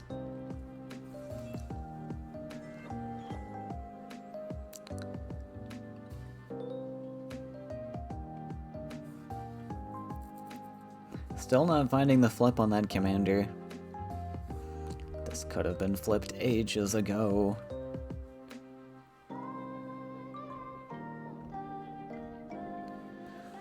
We commanding it? Alright. Emissary's not gonna do too much. And this is looking like a lethal setup.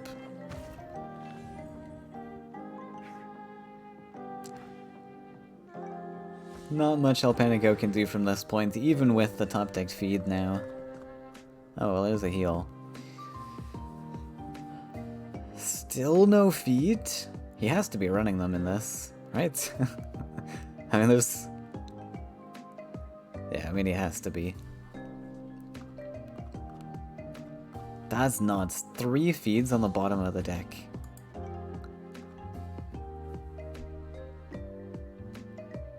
Hello, Tarum.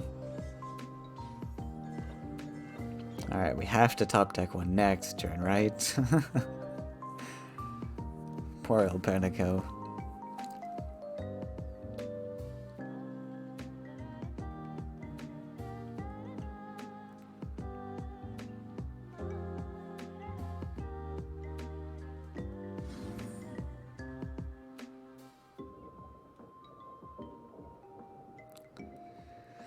Saying Volpine is trash without buffs, excuse me? The 3 cost 3/4? Volpine's an incredible card.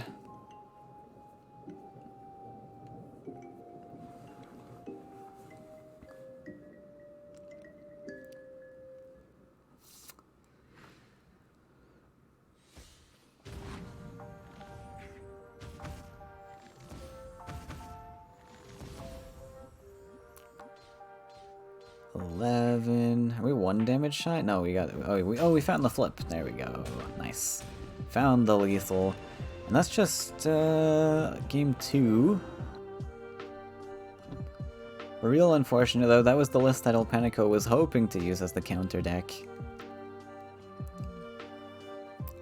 Kind of rough when you're playing Green Ramp into that.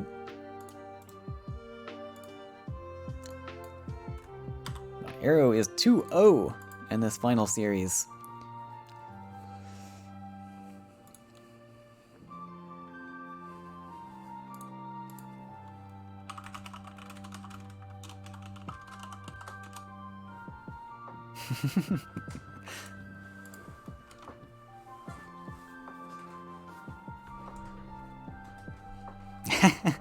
Yeah, this is one issue in deck building. Deciding you're just gonna ban the one list that hard counters your entire lineup. Seems to work for him for the rest of the series. He got up to finals, and then faced the quad blue. Whoopsie. It's always nice to have 2 counter lists to everything. That completely wrecks your lineup.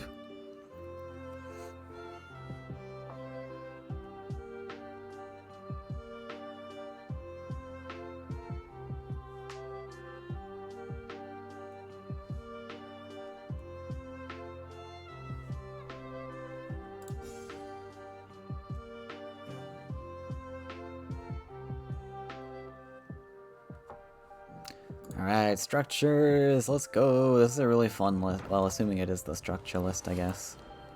Maybe it's El Panico's own brew.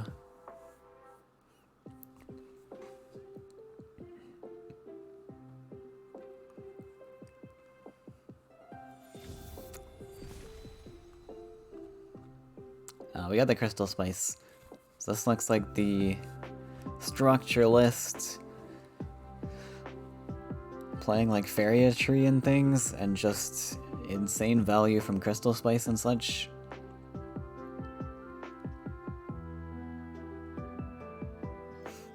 Faeria tree! Tosses the Crystal Spice, gets rewarded.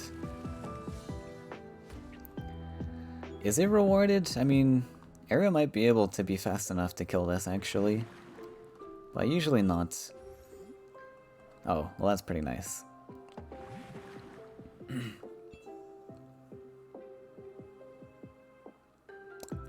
Unfortunately, though, with how El Panico built his lands... Well, there wasn't much you could do about that, but... He's gonna have to put Lore Thief on right side. I don't think there's any way you put it on left side.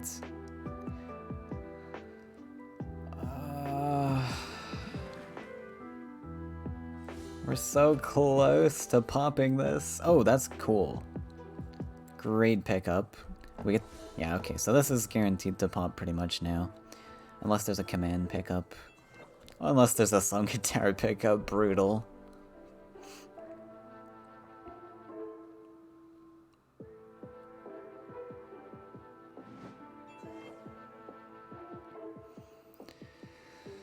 That's pretty unfortunate.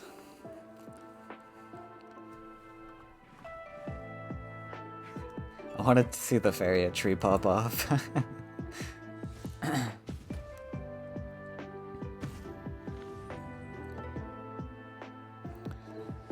Now it's looking tough. What do we do from here? With Sunken Tower on board, our Lore Thieves are no longer safe.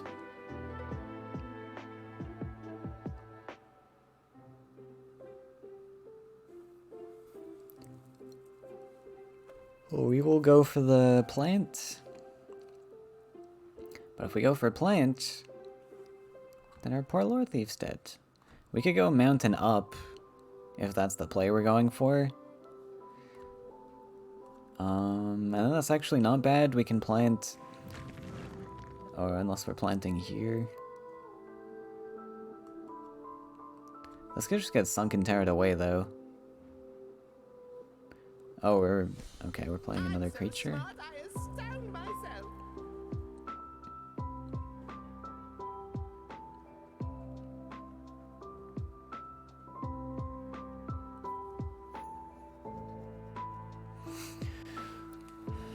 We can still play the plant. Not awful. Our opponent is forced to build a land to deal with that.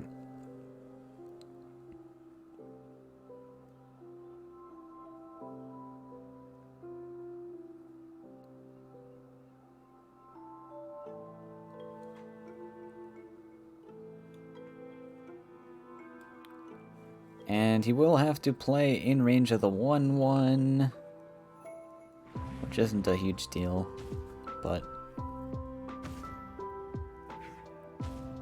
Oh, sorry, yeah, he can just do it that way, fair enough.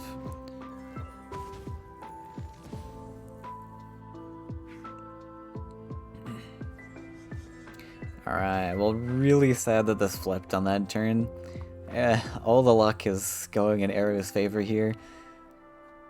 The Sunken Terra top deck, the flip was pretty huge there. It would have been much better to just trade with the 1/1 rather than having to invest Aurora here.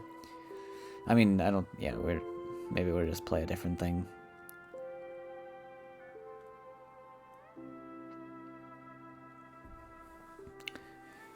Aero's on like a million Faeria, so who cares? We really need a Crystal Spice. Though I don't think it's going to make too much a difference. We really needed that Faeria tree to cash in.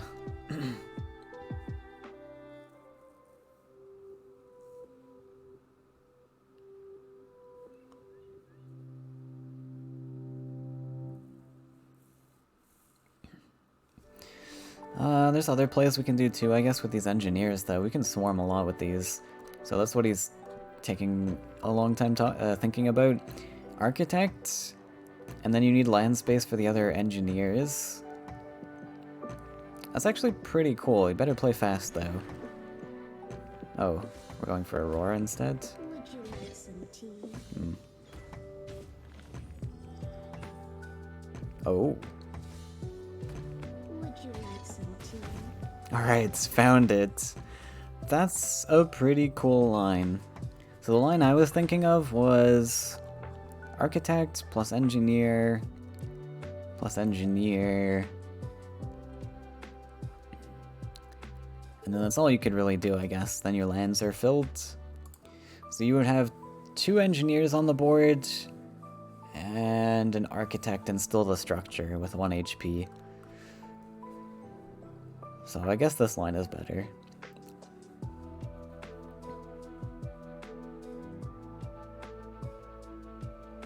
Aero top decking the Aurora? Not fair.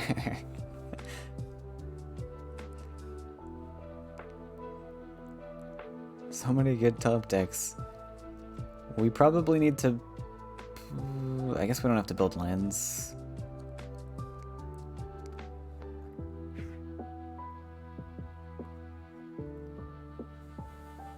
We also don't have to play Aurora here. We could go for a value trade on the 1/1 or something with the Toads. Aurora after. No, we can't do that. Value trade Toads. Yeah, I don't know.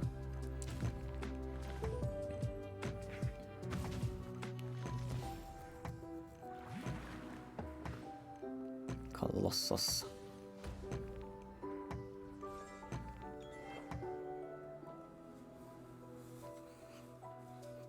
Alright, it's looking pretty grim. This looks like the end for El Panico. Which is gonna be a 3-0 sweep for Aero. Unfortunate, that just all came down to lineup building though. Panico had a super weak lineup to blue.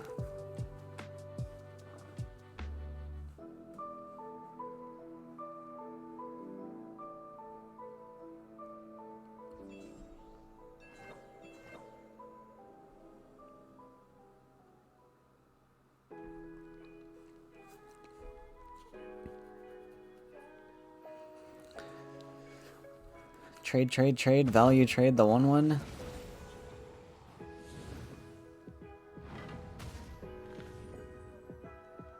Or even humble the 6/1.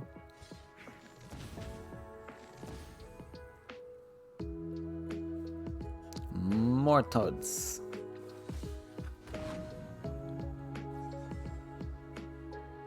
There's the crystal spice. The one we tossed away at the start of the game. We really needed this like in the earlier mid-game. But that's gonna be it. Arrow taking a 3-0 sweep with the mono blue lineup. Well done to Arrow. Brought the memes and managed to nab out a win too. So that's gonna be it. And that's the end of this season as well, minus the seasonal cup, which has not been announced yet, so stay tuned for that. It'll probably be in like 2 weeks. Usually that's when it happens. Oh, next month is April already?